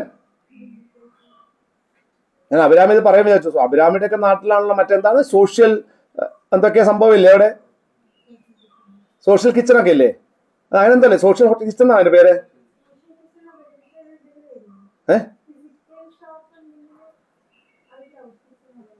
ക്ലൗഡ് കിച്ചൺ ഷോപ്പില്ല. എനക്ക് അത് ആലോചിച്ചത് മനസ്സിലാവുന്ന വിചാരിച്ചത്. നിനക്ക് അത്രയും കഴിവുണ്ടെന്ന് ഞാൻ വിചാരിച്ചു പോയി. എന്റെ പ്രതീക്ഷകൾ തെറ്റിച്ചു നീ. ഞാൻ അറിയാണ്ട് പറ്റിപ്പോയതാ എനിക്കത്. സോറി ട്ടാ. ക്ലൗഡ് കിച്ചൺ എന്ന് പറഞ്ഞാൽ they will not sell anything. They will cook everything in one place and they will transfer the products to their shops. അവിടെ അൾട്ടിമേറ്റ് സെല്ലേഴ്സിലേക്ക് അവർ എത്തിച്ചു കൊടുക്കും. ഈ കേക്ക് ഉണ്ടാക്കുന്നവരെ, ബ്രെഡ് ഉണ്ടാക്കുന്നവരെ, ഇവരൊക്കെ സത്യം പറഞ്ഞാൽ ക്ലൗഡ് കിച്ചൺ സപ്പോർട്ടാണ്. പക്ഷെ അതൊരു കമ്പനി ആണെങ്കിൽ അതൊരു കമ്പനി ആയിട്ട് കണക്കാക്കാം. ഇപ്പൊ നമ്മൾ നിളയ്ക്ക് ക്ലൗഡ് കിച്ചൺ ഉണ്ട്. അവിടെയാണ് എല്ലാ സാധനവും ഉണ്ടാക്കുക. ഇപ്പൊ ഈ പാലാട്ടൂർ ഇവിടെ അശ്വിനി ഹോസ്പിറ്റലിന്റെ ഓപ്പോസിറ്റ് ആണ് അവരുടെ ക്ലൗഡ് കിച്ചൺ ഉള്ളത്. അവിടെ ഉണ്ടാക്കിയ ബിരിയാണിയാണ് നിങ്ങൾ എല്ലാ നല്ല ഷോപ്പിലും കഴിക്കുക. വേറെ എവിടെയും കഴിക്കാൻ പറ്റില്ല. വേറെ എവിടെ ഉണ്ടാക്കുന്നില്ല അത്. ഇതാണ് ക്ലൗഡ് കിച്ചൺ എന്ന് പറയുന്നത്. അപ്പൊ ക്ലൗഡ് കിച്ചൺ അല്ലെങ്കിൽ സെൻട്രൽ കിച്ചൺ.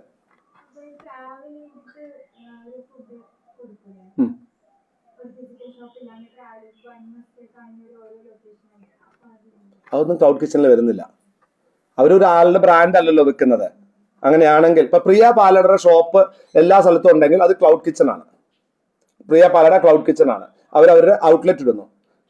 ബൺമസ്ക് ഇറാനി ചായയാണ് ഇപ്പോഴത്തെ ആകെയുള്ള സാധനം. അവിടെ വീട്ടിലും കേൾക്കാറുണ്ട് ബൺമസ്ക ഉണ്ടാക്കട്ടെ അച്ഛാന്ന് പറഞ്ഞ് 2-3 ആഴ്ചയായി കാണണം. ഞാൻ ഈ ബൺമസ്കൊക്കെ നിങ്ങൾ ജനിക്കുന്ന മുമ്പ് കഴിച്ചിട്ടുണ്ട്. ഇതൊക്കെ ഈ നോർത്തിലെ സാധാരണ സിമ്പിൾ സാധനങ്ങളാണ്. അതൊക്കെ ഇപ്പൊ നമ്മൾ ഇവിടെ പോപ്പുലർ ആക്കുകയാണ്. നമ്മുടെ ഈ ബേൽപൂരി, എന്താണ് മസാലപൂരി, പാനിപൂരി, അത് കഴിഞ്ഞപ്പോ എന്താണ് കാളൻ, ഓലൻ അല്ല. ഇപ്പൊ അതൊക്കെയല്ലോ മെയിൻ. എമ്മാതിരി പറ്റിക്കലാന്നറിയോ? ഇത്ര കാളൻ 50 രൂപയൊക്കെയാണ്, 50 rupees. And you go to Tamil Nadu, you'll get this much of kalan for 50 rupees.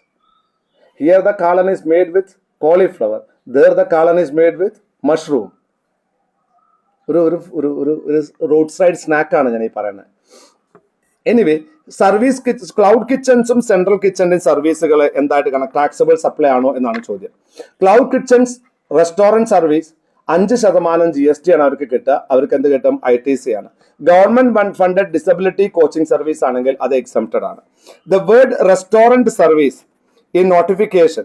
Restaurant service means supply by way of as part of any service of goods being food or any other article for human consumption or any drink provided by a restaurant. Eating joint includes mess, canteen, whether or for consumption or on or away from premises where such food or any other article for human consumption or drink is supplied. Restaurant service എന്ന് പറഞ്ഞാൽ മനുഷ്യന് കഴിക്കുന്നതിന് വേണ്ടി ഒരു particular സ്ഥലത്തോ അത് ആ ഉണ്ടാക്കുന്ന സ്ഥലത്ത് തന്നെയോ അല്ലെങ്കിൽ വേറൊരു സ്ഥലത്തോ വെച്ച് ഒരു ഭക്ഷണമോ വെള്ളമോ കൊടുക്കുന്നതിനെ റെസ്റ്റോറന്റ് സർവീസ് എന്ന് പറയാമെന്ന് പറയുന്നു.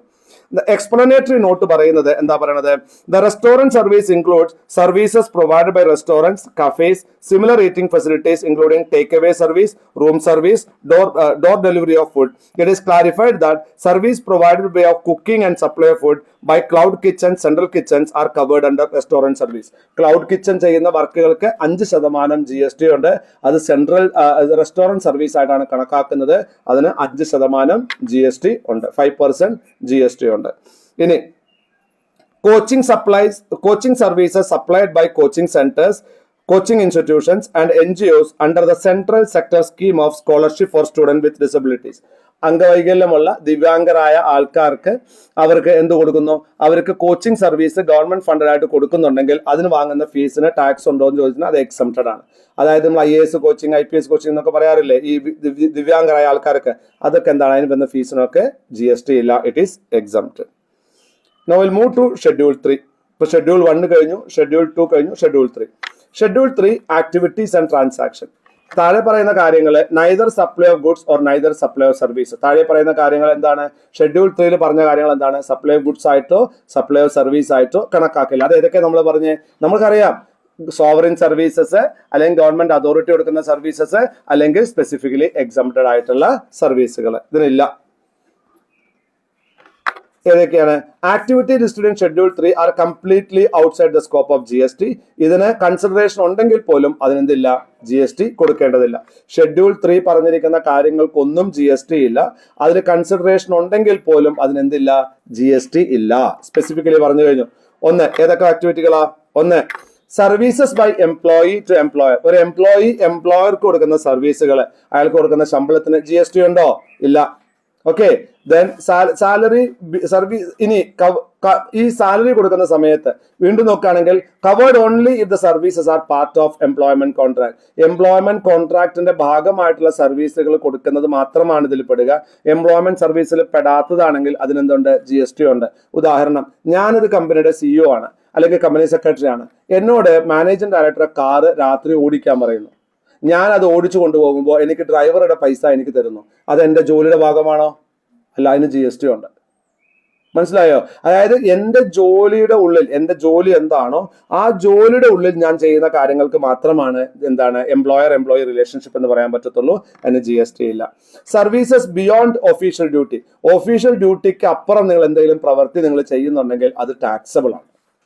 നിങ്ങളുടെ ഒഫീഷ്യൽ ഡ്യൂട്ടിക്ക് അധികം നിങ്ങൾ എന്തെങ്കിലും ചെയ്യുന്നുണ്ടെങ്കിൽ അത് ടാക്സബിൾ ആണ്. നിങ്ങളുടെ ജോലി എന്താണോ അതല്ലാത്തൊരു പ്രവൃത്തിയാണ് നിങ്ങൾ ചെയ്തതെങ്കിൽ ടാക്സബിൾ ആണ്. ഇപ്പൊ ഞാൻ ഈ തിരുപ്പൂര് ഞാൻ ഒരു എക്സ്പോർട്ട് കമ്പനിയിൽ അസിസ്റ്റന്റ് മാനേജറായിട്ട് വർക്ക് ചെയ്തിട്ടുണ്ട്. ഈ 19-22 വയസ്സിൽ ഞാൻ കുറേയധികം സ്ഥലങ്ങളിൽ ഓടി മരിച്ച് പണിയെടുത്തിട്ടുണ്ട്, പല പ്രൊഫൈലിൽ. അന്ന് ഞാനൊരു എക്സ്പോർട്ട് കമ്പനിയുടെ അസിസ്റ്റന്റ് മാനേജർ, കല്യാണത്തിന് മുമ്പാണ് അസിസ്റ്റന്റ് മാനേജറായിട്ട് വർക്ക് ചെയ്യുക. അപ്പോൾ ഒരു എക്സ്പോർട്ട് കമ്പനി എന്നൊക്കെ പറഞ്ഞാൽ അന്നത്തെ സമയം എന്ന് പറഞ്ഞാൽ ഭയങ്കര റഫ് സമയമാണ്. ഞങ്ങൾക്ക് ഒരു ചെറിയൊരു സ്ഥലം അങ്ങനെ താമസിക്കാൻ തരും. അവിടെ ഒരു ആൻറ്റി വന്ന് ഭക്ഷണം ഉണ്ടാക്കി തരും, രാവിലെ ഉച്ചയ്ക്കും രാത്രി. ഒരു 10-25 ആൾ ഇങ്ങനെ വിരിച്ചിട്ട് ഒരേപോലെ കടന്നുറങ്ങുകയാണ് ചെയ്യുക. ഈ ഫാക്ടറി തന്നെയാണ്. ഒരു ബക്കറ്റ് വെള്ളമാണ് രാവിലെ കിട്ടുക. നിങ്ങൾക്ക് ബാത്റൂം പോകാൻ, തുണി തിരുമ്പാൻ, കുളിക്കാനൊക്കെ കിട്ടുന്നത് ഒരു ബക്കറ്റ് വെള്ളം. ഒരു ബക്കറ്റ് എന്ന് പറഞ്ഞാൽ വലിയൊരു ബക്കറ്റ് അല്ല, ഒരു മീഡിയം ബക്കറ്റിൽ ഒരു ബക്കറ്റ് വെള്ളം കിട്ടും, ഒരു ദിവസം കിട്ടുള്ളൂ. അത്രമാത്രം സ്കേർസിറ്റി ഓഫ് വാട്ടർ അന്ന് തമിഴ്നാട്ടിലുണ്ടായിരുന്നു. ഇപ്പോഴും ഉണ്ട് അതവിടെ. അപ്പം ഇവിടെ ഞാൻ ജോലി ചെയ്യുന്ന സമയത്ത് എൻ്റെ ജോലി എന്താണ്? അസിസ്റ്റന്റ് മാനേജറാണ്. ഞാൻ അവിടെ കണക്ക് നോക്കുക. അന്ന് കമ്പ്യൂട്ടറൊക്കെ വരുന്ന സമയമാണ്. ആദ്യമായിട്ട് കമ്പ്യൂട്ടറൊക്കെ ഞാൻ ഉപയോഗിക്കുന്നത് അവിടെ വെച്ചിട്ടാണ്. പക്ഷെ ഇവിടെ സാധനങ്ങൾ നമ്മൾ എക്സ്പോർട്ട് ചെയ്യാൻ പോലെ എന്താണ്, നമ്മൾ ടീഷർട്ടൊക്കെയാണ് എക്സ്പോർട്ട് ചെയ്തിരുന്നത്. അപ്പൊ ഈ സാധനങ്ങൾ വരുമ്പോഴും പോകുമ്പോഴൊക്കെ നമ്മളത് കയറ്റാനും ഇറക്കാനൊക്കെ സഹായിക്കും. അന്നത്തെ ഇൻട്രസ്റ്റിൽ നമ്മളിപ്പോഴും അങ്ങനെ തന്നെയാണ്, എന്ത് പണിയെങ്കിലും ചെയ്യും. നമ്മൾ തലയിൽ വെച്ചിട്ട് ഈ പെട്ടികളൊക്കെ ഏറ്റി കൊണ്ടുപോയി നമ്മൾ ഇറക്കിടാൻ കൂടും, എല്ലാവരും ഒപ്പം നമ്മളും കൂടും. ഇതിനൊക്കെ പൈസ കിട്ടും. ഈ പൈസ എനിക്ക് ടാക്സബിൾ ആണോ എന്നതാണ് എൻ്റെ ചോദ്യം. ഇപ്പം നിങ്ങളുടെ അഭിപ്രായം എന്താ? ടാക്സബിൾ ആണ്. അതെൻ്റെ ഒഫീഷ്യൽ ഡ്യൂട്ടിയുടെ മുകളിലാണ്, അതെനിക്ക് എന്താണ്, ടാക്സബിൾ ആണ്. അന്ന് ടാക്സ് ഇല്ലാത്തതുകൊണ്ട് രക്ഷപ്പെട്ടു, അന്ന് GST ഇല്ല, പക്ഷെ ഇപ്പോൾ ടാക്സബിൾ ആണ്. Is it clear? Salary paid to employee, it is not a supply, it is not taxable. ഇനി services by any court or tribunal, നമ്മൾ ഗവൺമെന്റ് ഇൻസ്റ്റിറ്റ്യൂട്ട് കൊണ്ടുവന്നിട്ടുള്ള ഏതെങ്കിലും കോടതി അല്ലെങ്കിൽ ട്രിബ്യൂണൽ നിങ്ങൾക്ക് സർവീസ് തരികയാണെന്നുണ്ടെങ്കിൽ അത് എക്സംപ്റ്റഡ് ആണ്. കോർട്ടിന് ഫയലിംഗ് ഫീ കൊടുക്കുന്നുണ്ട്. കോടതിയിലെ കേസ് നടത്താൻ നമ്മൾ കോടതിക്ക് കാശ് കൊടുക്കേണ്ടതുണ്ടോ? നമ്മൾ കാശ് കൊടുത്താലാണോ കോടതി കേസ് കേൾക്കുള്ളൂ? അത്രേ ഉള്ളൂ. നമ്മൾ വിചാരിക്കുന്നതൊക്കെ ഗവൺമെന്റിന്റെ സർവീസ് ആണെന്നല്ല. കേസ് ഫയൽ ചെയ്യണമെങ്കിൽ കോർട്ട് ഫീ അടയ്ക്കണം, കോടതിയുടെ ഫീസ് അടയ്ക്കണം. കോടതിയുടെ ഫീസ് അടച്ചിട്ടില്ലെങ്കിൽ നിങ്ങൾ അടയ്ക്കാൻ പ്രാപ്തനല്ല എന്ന് പ്രൂവ് ചെയ്യാത്തടത്തോളം കാലം നിങ്ങളുടെ കേസ് കോടതി കേൾക്കില്ല. അങ്ങനെ അടയ്ക്കുന്ന കോടതിക്ക് അടയ്ക്കുന്ന ഫീസ്, കോടതി ഫീസിന് ടാക്സ് ഉണ്ടോ? ഇല്ല. കോടതി ട്രിബ്യൂണൽ ചാർജ് ചെയ്യുന്ന കോർട്ട് ഫീസിന് GST ഇല്ല കേട്ടോ. Constitutional and statutory functions like MPs, MLAs, panchayat, municipality, the functions performed by, അതായത് MP-കള്, MLA-കള്, പഞ്ചായത്തിലെ മെമ്പർമാര്, മുനിസിപ്പൽ മെമ്പേഴ്സ്, അല്ലെങ്കിൽ കോൺസ്റ്റിറ്റ്യൂഷണൽ പൊസിഷനിൽ വർക്ക് ചെയ്യുന്ന ആൾക്കാർ, അല്ലെങ്കിൽ എന്താണ് ഗവൺമെന്റ് ബോഡികളുടെ ഡയറക്ടർമാര്, മെമ്പർമാര്, ചെയർപേഴ്സൺസ്, എംപ്ലോയീസ് അല്ലാത്ത ആൾക്കാർ, ഇവർക്കൊക്കെ കൊടുക്കുന്ന ശമ്പളത്തിന് എന്തില്ല? GST ഇല്ല. ഒരു MP-ക്ക് കിട്ടുന്ന ശമ്പളത്തിന് GST ഉണ്ടോ? ഒരു എംപ്ലോയർ റിലേഷൻഷിപ്പ് ഉണ്ടോ അവിടെ? ചോദ്യമാണ്. ഇയാൾ ആരുടെ എംപ്ലോയിയാ? ആരുടെ എംപ്ലോയി അല്ല. ഇതൊരു ജോലിയാണോ അല്ലേ? അല്ല. ആൾക്കാരെ തിരഞ്ഞെടുക്കുന്നതല്ലേ. അപ്പൊ എംപ്ലോയർ റിലേഷൻഷിപ്പ് ഇല്ലല്ലോ. അപ്പൊ അയാൾക്ക് കിട്ടുന്ന ശമ്പളത്തിന് ടാക്സ് ഉണ്ടോ എന്നാണ് ചോദ്യം. സ്പെസിഫിക്കലി എക്സംപ്റ്റഡ് ആണ്. അതായത് കോൺസ്റ്റിറ്റ്യൂഷണൽ ആൻഡ് സ്റ്റാറ്റ്യൂട്ടറി ഫങ്ഷൻസ് ചെയ്യുന്ന ആരൊക്കെയാണ്? MP, MLA, member of state legislature, member of panchayat, member of municipalities, member of other local authorities. ഇതൊക്കെ എന്താണ്? എക്സംപ്റ്റഡ് ആണ്. അതുപോലെ തന്നെ duties performed by any person who holds, എന്തെങ്കിലും കോൺസ്റ്റിറ്റ്യൂഷണൽ പോസ്റ്റ് ഉള്ള ഒരാളാണെന്നുണ്ടെങ്കിൽ അയാൾ ചെയ്യുന്ന ജോലികളും അയാളും എക്സംപ്റ്റഡ് ആണ്. അതുപോലെ തന്നെ chairperson, member, director of the government bodies, പക്ഷെ എംപ്ലോയി ആയിരിക്കരുത്. അങ്ങനെയാണെങ്കിൽ അതും എക്സംപ്റ്റഡ് ആണ്. ദെൻ എക്സാമ്പിൾ, സുപ്രീം കോടതി ജഡ്ജിന് സാലറി കൊടുക്കുന്നത് സപ്ലൈ അല്ല. CBDT ചെയർമാന്റെ റെമ്യൂണറേഷൻ സപ്ലൈ അല്ല. കോൺസ്റ്റിറ്റ്യൂഷണൽ പദവിയിൽ ഇരിക്കുന്ന ആൾക്കാരോ കോൺസ്റ്റിറ്റ്യൂഷണൽ പൊസിഷൻസ് ഹോൾഡ് ചെയ്യുന്ന ആൾക്കാരോ ശമ്പളമല്ലാതെ ഒരു പണം വാങ്ങുകയാണെങ്കിൽ ടാക്സ് ആണോ എന്ന ചോദ്യത്തിന് അല്ല എന്നതാണ് ഉത്തരം കേട്ടോ. അപ്പൊ ചോദിക്കുകയാണ്, ഇത് ചോദിച്ചിട്ടുണ്ട് പലപ്പോഴും, MP-ക്ക് കിട്ടുന്ന ശമ്പളം ടാക്സബിൾ ആണോ എന്നുള്ളത്. MP-ക്ക് കിട്ടുന്ന ശമ്പളം GST ടാക്സബിൾ അല്ല. കാരണം എന്താണ്? അവിടെ ഒരു എംപ്ലോയർ റിലേഷൻഷിപ്പ് ഇല്ല, എന്നുള്ളത് ടാക്സബിൾ അല്ല. അടുത്തത് funeral, burial, crematorium or mortuary service. Funeral service, burial service, crematorium service and mortuary service, ഇതൊക്കെ ടാക്സബിൾ ആണോ എന്നുള്ളതാണ്. ഇന്ന് മുഴുവൻ ഔട്ട്സോഴ്സ്ഡ് ആണ്. അതായത് ഇന്ന് ഫ്യൂണറൽ സർവീസ് ഔട്ട്സോഴ്സ്ഡ് ആണ്, ബറിയൽ ഔട്ട്സോഴ്സ്ഡ് ആണ്, ക്രിമറ്റോറിയം ഔട്ട്സോഴ്സ്ഡ് ആണ്, മോർച്ചറി പിന്നെ പണ്ട് മുതലേ ഔട്ട്സോഴ്സ്ഡ് ആണ്. ശരിയല്ലോ? നമ്മുടെ വീട്ടിൽ നിലവിളിക്കാൻ ആളെ കിട്ടും, അമ്മാവനായിട്ട് നിൽക്കാൻ ആളെ കിട്ടും, ആളെ കൊണ്ട് കത്തിക്കാനോ അല്ലെങ്കിൽ കുഴിച്ചിടാനോ ആളെ കിട്ടും. ഇന്നൊക്കെ റിയൽ ആയിട്ടുള്ളതാ. നമ്മൾ സിനിമ കണ്ടില്ലേ? പേളിമാണി നിലവിളിക്കുന്ന സിനിമ ഉണ്ടായിരുന്നല്ലോ, ഒരു സിനിമയുണ്ട്. അയ്യോ, 2 കൊല്ലം മുമ്പ് വന്ന പടാ, മീര ജാസ്മിൻ അഭിനയിച്ച പടം അല്ലേ? മീര ജാസ്മിൻ മരിക്കുന്നതിന് മുമ്പ് തന്നെ അവരുടെ ഫ്യൂണറൽ സർവീസിന് ആളെ ഏൽപ്പിച്ചു. കരയാൻ വന്ന ആളാരാ? പേളിമാണി. എപ്പോഴാ കരയേണ്ടത്? കാരണം എപ്പോ ഞാൻ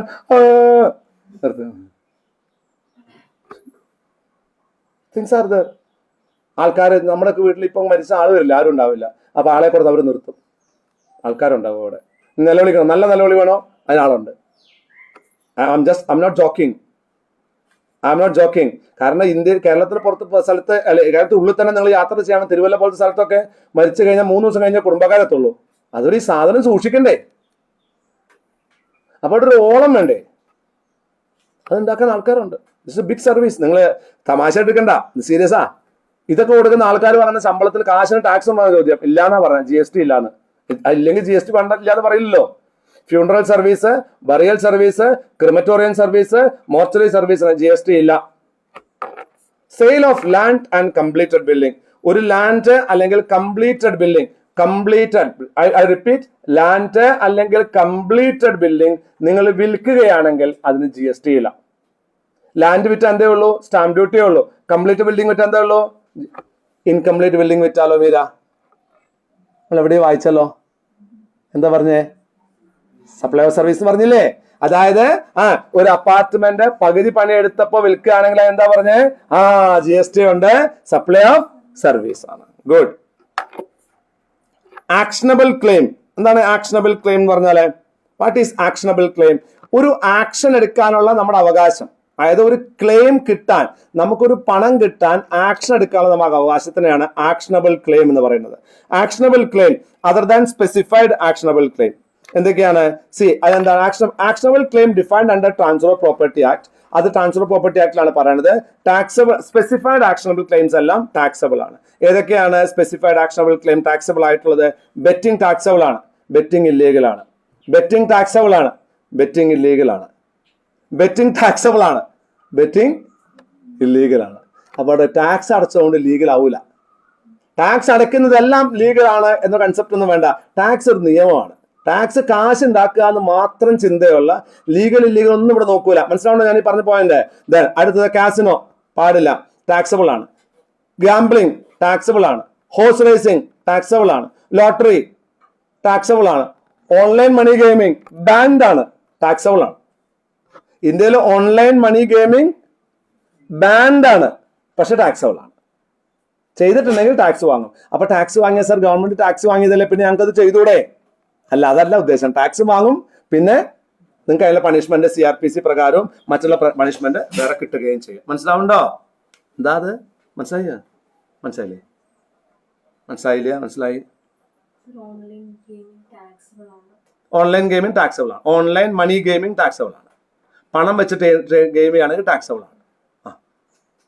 ടാക്സബിൾ ആണ്. പക്ഷെ അത് ബാൻഡ് ആണ് ഇന്ത്യയിൽ. പണം ഉപയോഗിച്ചിട്ടുള്ള ഗെയിമിംഗ് എല്ലാം ബാൻഡ് ആണ്. ഡ്രീം 11 പോലത്തെ, അല്ലെങ്കിൽ എന്താ പറയാ, നിങ്ങളുടെ റമ്മി സർക്കിൾ പോലത്തെ ഒക്കെ നിർത്തിയില്ലേ? ബാൻഡ് ആണ്. അതിനർത്ഥം എന്താ ഞാൻ പറഞ്ഞത് മനസ്സിലായേ? നിയമവിധേയമാണോ അല്ലയോ എന്ന് നോക്കിയിട്ടല്ല ടാക്സ് ചെയ്യുന്നത്, ആക്ടിവിറ്റി നോക്കിയിട്ടാണ് ടാക്സ് ചെയ്യുന്നത്. അങ്ങനെ നിങ്ങളൊരു പ്രവൃത്തി ചെയ്താൽ നിങ്ങളെ ടാക്സ് ചെയ്യുകയും പിന്നീട് അതിന്റെ നിങ്ങൾ തെറ്റായ പ്രവൃത്തി ചെയ്താലുള്ള ബാക്കിയുള്ള കേസുകളൊക്കെ വേറെ വരികയും ചെയ്യും. ഒരു ഉദാഹരണം, ഒരു ഡോക്ടർ വരുന്ന രോഗികൾക്കൊക്കെ ഒന്ന് ഉഷാറാവാൻ വേണ്ടി അയാൾ കൊടുത്തിരുന്നതെല്ലാം മാരിജുവാനയാണ്, കഞ്ചാവ്. വരുന്ന ആൾക്കാരൊക്കെ ഭയങ്കര ഉഷാറായിട്ട് പോകും. അവസാനം ഡോക്ടറെ പോലീസ് പിടിച്ചു. ഡോക്ടറുടെ കയ്യിൽ നിന്ന് ഒരു 10-50 ലക്ഷം റുപ്യ, ഞാൻ എമൗണ്ട് ഒന്നും കറക്റ്റ് എക്സാക്ട്ലി എനിക്ക് ഓർമ്മയൊന്നുമില്ല, സ്റ്റോറി ഇത്രയേ ഉള്ളൂ, 10-50 ലക്ഷം റുപ്യ പിടിച്ചെടുത്ത് ഡോക്ടർക്കെതിരെ കേസ് വന്നു. ആ കേസ് പ്രകാരം 2 തരം കേസാണ്. ഒന്ന് ഇല്ലീഗൽ ആക്ടിവിറ്റി ചെയ്ത കേസ്, നാർക്കോട്ടിക്സ്, അത് വേറെ കേസ്. 2 ഇൻകം ടാക്സ് കേസാണ്. ഇയാളിൽ നിന്ന് ഇത്രമാത്രം പിടിച്ചെടുത്തിട്ടുണ്ടെങ്കിൽ എത്ര കാലമായിട്ടുണ്ടാവും ഇയാൾ ചെയ്യാൻ തുടങ്ങിയിട്ട്? അത്രയും കാലത്തെ മൊത്തം പൈസ എത്ര വരുമാനം വന്നിട്ടുണ്ടോ അതിന് മുകളിൽ ടാക്സ് അടയ്ക്കാൻ വേണ്ടി ഇയാളോട് ഗവൺമെന്റ് പറഞ്ഞു. ഇയാൾ ഉള്ളിൽ പോവുക, തൂക്കിക്കൊല്ല, തല്ല, കുത്ത്, അതൊക്കെ വേറെ. ഈ ബിസിനസ്സിൽ നിന്നും എത്ര വരുമാനം അയാൾ ഏൺ ചെയ്തിട്ടുണ്ടോ അത് മുഴുവൻ ഒരു ഡിഡക്ഷനും ഇല്ല, ടോട്ടൽ എമൗണ്ടിന് മുകളിൽ ടാക്സ് അടയ്ക്കാൻ വേണ്ടി പറഞ്ഞു. ഡോക്ടർ ആരാമോൻ? ഡോക്ടർ സുപ്രീം കോടതി പോയി പറഞ്ഞത് എന്താണ്? ഞാൻ ടാക്സ് അടയ്ക്കാം, പക്ഷെ ഒരു കാര്യമാണ് സാർ, എൻ്റെ നിന്ന് പിടിച്ചെടുത്ത പൈസ അല്ലേ 50 ലക്ഷം റുപ്യ, അത് കുറച്ചിട്ടുള്ള എമൗണ്ടിന് ഞാൻ ടാക്സ് അടയ്ക്കുള്ളൂ. അപ്പൊ സുപ്രീം കോടതി എന്താ പറഞ്ഞത്? അത് ശരിയാണല്ലോ, ഒരു ടാക്സ് അടയ്ക്കുന്ന ഒരു എമൗണ്ട് കണ്ടെത്തുന്ന സമയത്ത് അതിൽ നിന്ന് നിയമപരമായി ഗവൺമെന്റ് പിടിച്ചെടുത്ത പൈസ കുറച്ച് ബാലൻസ് അല്ലേ അടയ്ക്കേണ്ടതുള്ളൂ. ഇതൊക്കെ അടച്ചത് കൊണ്ടും അയാൾ ചെയ്ത പ്രവൃത്തി ശരിയായി മാറിയോ? അപ്പോൾ ടാക്സേഷൻ അല്ല ഒരു പ്രവൃത്തി നിയമപരമാണോ അല്ലയോ എന്ന് നോക്കുന്ന മാനദണ്ഡം. മനസ്സിലാവണ്ടോ? അതാണ് എന്റെ പോയിന്റ്, അതാണ് കേട്ടോ. Online money gaming, games where money or virtual digital assets are paid whether based on skill or chance. ഇതൊക്കെ എന്താണ്? ഇതൊക്കെ ടാക്സബിൾ ആണ്. എന്താണ് ഈ വെർച്വൽ ഡിജിറ്റൽ അസറ്റ് എന്ന് പറഞ്ഞാല്? ബിറ്റ് കോയിൻ ഒക്കെ. ഇതൊക്കെ ഉപയോഗിച്ചിട്ടാണ് നിങ്ങൾ ഗെയിമിംഗ്, പൈസ മാത്രം ഉപയോഗിക്കണമെന്നില്ല, ഇത് ഉപയോഗിച്ച് നിങ്ങൾ ട്രേഡ് ചെയ്യുകയാണെങ്കിലും നിങ്ങൾ ഗെയിമിംഗ് ചെയ്യുകയാണെങ്കിലും അതൊക്കെ എന്താണ് സ്പെസിഫൈഡ് ആക്ഷണബിൾ ക്ലെയിം ആയിട്ട് കണക്കാക്കും. അതൊക്കെ എന്താണ് ടാക്സബിൾ ആണ് കേട്ടോ. അടുത്തത് supply of goods from place in the non taxable territory. Third country exports. Supply of goods from one non taxable territory to another without entering to India. ഈ without entering എന്ന് പറഞ്ഞാൽ ഇന്ത്യയിൽ കൂടെ അങ്ങോട്ട് പോയാൽ പോരാട്ടോ, ഇന്ത്യയിൽ അത് ഇറങ്ങണം, പിന്നീട് അത് ഇന്ത്യയിൽ നിന്ന് അങ്ങോട്ട് പോകണം. ഇതിനാണ് എൻറ്ററിങ് ടു ഇന്ത്യ എന്ന് പറയുന്നത്. അയ്യോ സാർ, ആ വണ്ടി ഇന്ത്യയിൽ കൂടെ അല്ലേ പോയേ, അപ്പൊ പിന്നെ അങ്ങനെയല്ല ഉദ്ദേശിക്കുന്നത്. ഉദ്ദേശം എന്ന് പറഞ്ഞാൽ this particular product is moving from one non taxable territory to another non taxable territory. അതായത് സ്പെഷ്യൽ എക്കണോമിക് സോൺ സൂറത്തിൽ നിന്നും ഗിഫ്റ്റ് സിറ്റി സൂറത്തിൽ നിന്നും അത് സ്പെഷ്യൽ എക്കണോമിക് സോൺ കണ്ടലയിലേക്ക് പോകുന്നു. അപ്പോൾ ഈ സൂറത്ത് ടു കണ്ടല അതിന്റെ ഇടയിൽ ഇന്ത്യ ഉണ്ട്, പക്ഷെ അവിടെ എവിടെയും ഈ സാധനം ഡെലിവർ ചെയ്യുന്നില്ല, അൾട്ടിമേറ്റ് ഡെസ്റ്റിനേഷനിലാണ് ഡെലിവർ ചെയ്യുന്നത്. അപ്പൊ എന്താ കണക്കാക്കുക, ഒരു നോൺ ടാക്സബിൾ ടെറിട്ടറിയിൽ നിന്നും വേറൊരു നോൺ ടാക്സബിൾ ടെറിട്ടറിയിലേക്ക് സാധനം പോകുന്നു. ഇന്ത്യക്ക് പുറത്ത് ഇന്ത്യക്ക് ടാക്സ് ചെയ്യാൻ പറ്റില്ലല്ലോ, പറ്റുമോ? സൂറത്തിൽ നമുക്ക് ടാക്സ് ചെയ്യാൻ പറ്റില്ല. ഗിഫ്റ്റ് സിറ്റിയിൽ നമ്മളല്ല ടാക്സ് ചെയ്യുന്നത്, IFSC ആണ് ടാക്സ് ചെയ്യുന്നത്. SEZ നമ്മളല്ല ടാക്സ് ചെയ്യുന്നത്, SEZ അതോറിറ്റിയാണ് ടാക്സ് ചെയ്യുന്നത്. ഇന്ത്യയിലെ നിയമങ്ങളൊന്നും അവിടെ ബാധകമല്ല, ടാക്സ് നിയമങ്ങളൊന്നും. അപ്പോൾ ഒരു നോൺ ടാക്സബിൾ ടെറിട്ടറി എന്നും വേറൊരു നോൺ ടാക്സബിൾ ടെറിട്ടറിയിലേക്കാണ് കണക്കാക്കുന്നതെങ്കിൽ അത് സപ്ലൈ ആയിട്ട് കണക്കാക്കില്ല, അത് നോൺ ടാക്സബിൾ ആയിട്ട് കണക്കാക്കും. എക്സാമ്പിൾ, ചൈനയിൽ നിന്നും USA സാധനങ്ങൾ പോകുന്നു, ഇന്ത്യൻ പാർട്ടി ഇൻവോൾവ് ചെയ്തു എന്നതുകൊണ്ട് മാത്രം അതിന്റെ ഇന്ത്യയിൽ ടാക്സ് ആവില്ല. അത് പോകുന്നത് എവിടെ നിന്നാടൊക്കെയാണ്? ചൈനയിൽ നിന്നും USA-ക്കാണ്. There are only two parties, one is China and USA, both are non taxable in India. Okay, China USA-ക്ക് പകരം എന്താക്കിയാൽ മതി? നമുക്ക് സൂറത്ത് ടു കണ്ടല ആക്കിയാൽ മതി. കണ്ടല പോർട്ട് അദാനിയുടെ പോർട്ടാണ്, അത് നോൺ സ്പെഷ്യൽ എക്കണോമിക് സോൺ ആണ്. അടുത്തത് ഹൈസി വെയർഹൗസ്ഡ് ഗുഡ്സ്. ഹൈസിയിൽ വെയർഹൗസ് ചെയ്ത ഗുഡ്സ്. എങ്ങനെ ഈ ഹൈസിയിൽ ഹൈസി പറയുന്നത് ഉൾക്കടൽ, ഹൈസി എന്ന് പറഞ്ഞാൽ ഉൾക്കടൽ. ഉൾക്കടലിൽ സ്റ്റോർ ചെയ്ത ഗുഡ്സ് അതെന്തായിരിക്കും? വലിയ ഷിപ്പുകൾ ഉണ്ടാകും, അതിലായിരിക്കും സാധനങ്ങൾ ഇരിക്കുന്നുണ്ടാവുക. അവിടെ നിന്ന് വിൽക്കുകയാണെങ്കിൽ supply of warehoused goods before clearance for home consumption. ആ എന്താണ് ഇന്ത്യയിൽ എപ്പോഴാണ് ടാക്സ് ചെയ്യാന്നാ പറഞ്ഞ GST? ഒരു ഇമ്പോർട്ട് ആണെങ്കിൽ crossing the customs frontiers of India. എപ്പോഴാണ് ക്രോസിംഗ് ദ കസ്റ്റം ഫ്രോണ്ടിയർ എന്ന് പറഞ്ഞാൽ എന്താണ്? നമ്മുടെ ടാക്സിങ് സ്ഥലങ്ങൾ ക്രോസ് ചെയ്ത് വരണം. ഈ ഷിപ്പ് നിൽക്കുന്നത് ഇന്ത്യക്ക് പുറത്ത് ഉൾക്കടലിലാണ്, ഇന്ത്യയിൽ തന്നെ ഉൾക്കടലിലാണ്. അത് ടാക്സിങ് നമ്മുടെ ഫ്രോണ്ടിയർ കടന്നിട്ടില്ല. അവിടെ നിന്ന് സാധനം വേറൊരു ഷിപ്പിലേക്ക് ട്രാൻസ്ഫർ ചെയ്യുന്നു, ക്ലിയർ ചെയ്യുന്നു ഹോം കൺസംഷന് വേണ്ടി. Supply of warehoused goods before clearance for home consumption. ഒരു കസ്റ്റംസ് പോർട്ട് കടക്കുന്നതിന് മുമ്പ് ഒരു ഷിപ്പിൽ നിന്നും സാധനം വേറൊരു ഷിപ്പിലേക്ക് മാറ്റുകയാണെന്നുണ്ടെങ്കിൽ അത് സപ്ലൈ ആയിട്ട് കണക്കാക്കില്ല. കസ്റ്റംസ് വെയർഹൗസ് കടന്നിട്ടുണ്ടെങ്കിൽ അത് സപ്ലൈ ആയിട്ട് കണക്കാക്കും. ഒന്ന്, bonded warehouse sales before X bond bill. നിങ്ങൾക്ക് ഈ നമ്മളെ ഒരു കസ്റ്റം ഒരു എക്സാമ്പിൾ കൊണ്ട് പറയാം. ഹൈസി വിട്ടേക്ക്, നമ്മുടെ പോർട്ടുകളിൽ സാധനം ഇറക്കൂലേ ഈ തുറമുഖങ്ങളില്, ഈ സാധനത്തിന് ടാക്സ് എപ്പോഴാണ് കൊടുക്കണ്ടേ? ഇറക്കുമ്പോഴല്ല, അത് ഇറക്കിയിട്ട് അതിനുള്ളിലെ വെയർഹൗസിൽ വെക്കും. ആ വെയർഹൗസിൽ നിന്ന് റിലീസ് ചെയ്യുമ്പോഴാണ് ടാക്സ് കൊടുക്കേണ്ടത്. അവിടെ നമുക്ക് ഇത്ര ദിവസം വെക്കാൻ നിയമങ്ങളൊക്കെ ഉണ്ട്, കസ്റ്റംസ് കൊടുക്കുമ്പോൾ പഠിക്കുന്നത്. അപ്പൊ ആ വെയർഹൗസിൽ വെച്ചിട്ട് അവിടെ വെയർഹൗസിലേക്ക് മാറ്റുമ്പോൾ ടാക്സ് കൊടുക്കണോ? വേണ്ട. ആ വെയർഹൗസ് റിലീസ് ചെയ്യുമ്പോഴല്ലേ ടാക്സ് കൊടുക്കണേ? അത്രേ ഉള്ളൂ. ഒരു ഹൈസിയില് ഒരു ഷിപ്പില് കുറെ സാധനങ്ങൾ നിൽക്കുന്നു. ആ സാധനങ്ങൾ ഹോം കൺസംഷന് വേണ്ടി റിലീസ് ചെയ്തിട്ടില്ല എങ്കിൽ അതിന് വേണ്ടി വേറൊരു ഷിപ്പിലേക്ക് മാറ്റി ഇത് കൊണ്ടുവരാൻ ശ്രമിക്കുകയാണെങ്കിൽ അതിന് ടാക്സ് കൊടുക്കേണ്ട. അത് കസ്റ്റം ഫ്രോണ്ടിയർ കടക്കുമ്പോൾ മാത്രമേ ടാക്സ് കൊടുക്കേണ്ടതുള്ളൂ. ഒരു എക്സാമ്പിൾ പറയാണ്. Lido limited imported chocolates and fill into bond bill of entry for storage of chocolates in customs bonded warehouse. കസ്റ്റംസിന്റെ വെയർഹൗസിൽ സൂക്ഷിക്കാൻ വേണ്ടി ലൈഡോ എന്ന് പറയുന്ന കമ്പനി ചോക്ലേറ്റ് ഇമ്പോർട്ട് ചെയ്യുന്നു. അവരെന്ത് ചെയ്തു? ഈ സാധനം ഇറക്കിയ ഉടനെ കസ്റ്റംസിന്റെ ബോണ്ടഡ് വെയർഹൗസിൽ സൂക്ഷിക്കാൻ വേണ്ടി പറഞ്ഞു. ടാക്സ് അടയ്ക്കുന്നില്ല, അവിടെ സൂക്ഷിക്കൂ, ഞങ്ങൾ എടുത്തുകൊള്ളാമെന്ന് പറഞ്ഞു. അങ്ങനെ മാറ്റുന്നതിന് എന്തില്ല? ടാക്സ് ഇല്ല. Then Lido Limited sold such chocolates to Mido Limited. Finally Mido fill ex bond bill. ഈ സാധനം കസ്റ്റംസിന്റെ വെയർഹൗസിൽ ഇരിക്കുന്നിടത്തോളം കാലം ടാക്സ് ഇല്ല. ഈ കസ്റ്റംസിന്റെ വെയർഹൗസിൽ ഇരിക്കുന്ന സമയത്ത് ലൈഡോ അത് മൈഡോ എന്ന് പറയുന്ന കമ്പനിക്ക് വിറ്റു, വേറൊരു കമ്പനിക്ക് വിറ്റു. അതാണ് സാധനം എവിടെ ഇരിക്കണേ? കസ്റ്റംസ് ബോണ്ടഡ് വെയർഹൗസില്. ടാക്സ് അടച്ചിട്ടുണ്ടോ? ഇല്ല. ആ ബില്ല് ആർക്ക് വിറ്റു? മൈഡോയ്ക്ക് വിറ്റു. ഇപ്പൊ മൈഡോ പോയിട്ട് ആ സാധനം എടുക്കണം അവിടെ നിന്ന്. In this situation the sale transaction between Lido and Mido ഇത് ടാക്സബിൾ സപ്ലൈ അല്ല, അതിന് GST ഇല്ല. പക്ഷെ മൈഡോ അത് അവിടെ നിന്ന് എടുക്കുമ്പോൾ അതിനെന്തുണ്ട്? GST ഉണ്ട്. മനസ്സിലായി ഞാൻ പറഞ്ഞത്? ഇന്ത്യയിൽ ഇല്ലാത്തൊരു സാധനം ഇവിടെ GST കണക്കാക്കാൻ പറ്റുമോ ബ്രിജിത്ത? ഒരു എക്സാമ്പിൾ പറയാണ്. യൂറോപ്പിൽ നിന്ന്, സ്വിറ്റ്സർലൻഡിൽ നിന്ന് കുറച്ച് ചോക്ലേറ്റുകൾ ഇമ്പോർട്ട് ചെയ്തു കൊച്ചിയിലേക്ക്.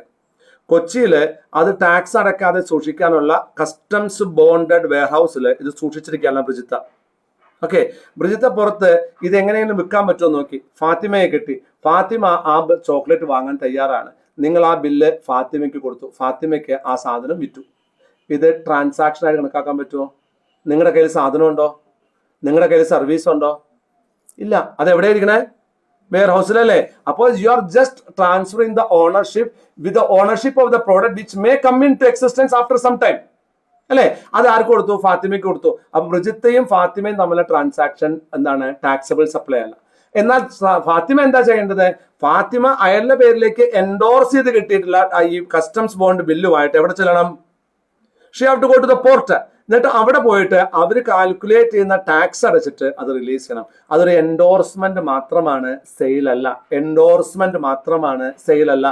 എൻഡോഴ്സ്മെന്റ് ലൈഡോ മൈഡോ ഒക്കെ ചെയ്തത് എന്താണ്? ഒരു എൻഡോഴ്സ്മെന്റ് മാത്രമാണ്, അത് സെയിലിന് കണക്കാക്കില്ല. Then high C sale, high C, supply of endorsement of title documents before customs clearance.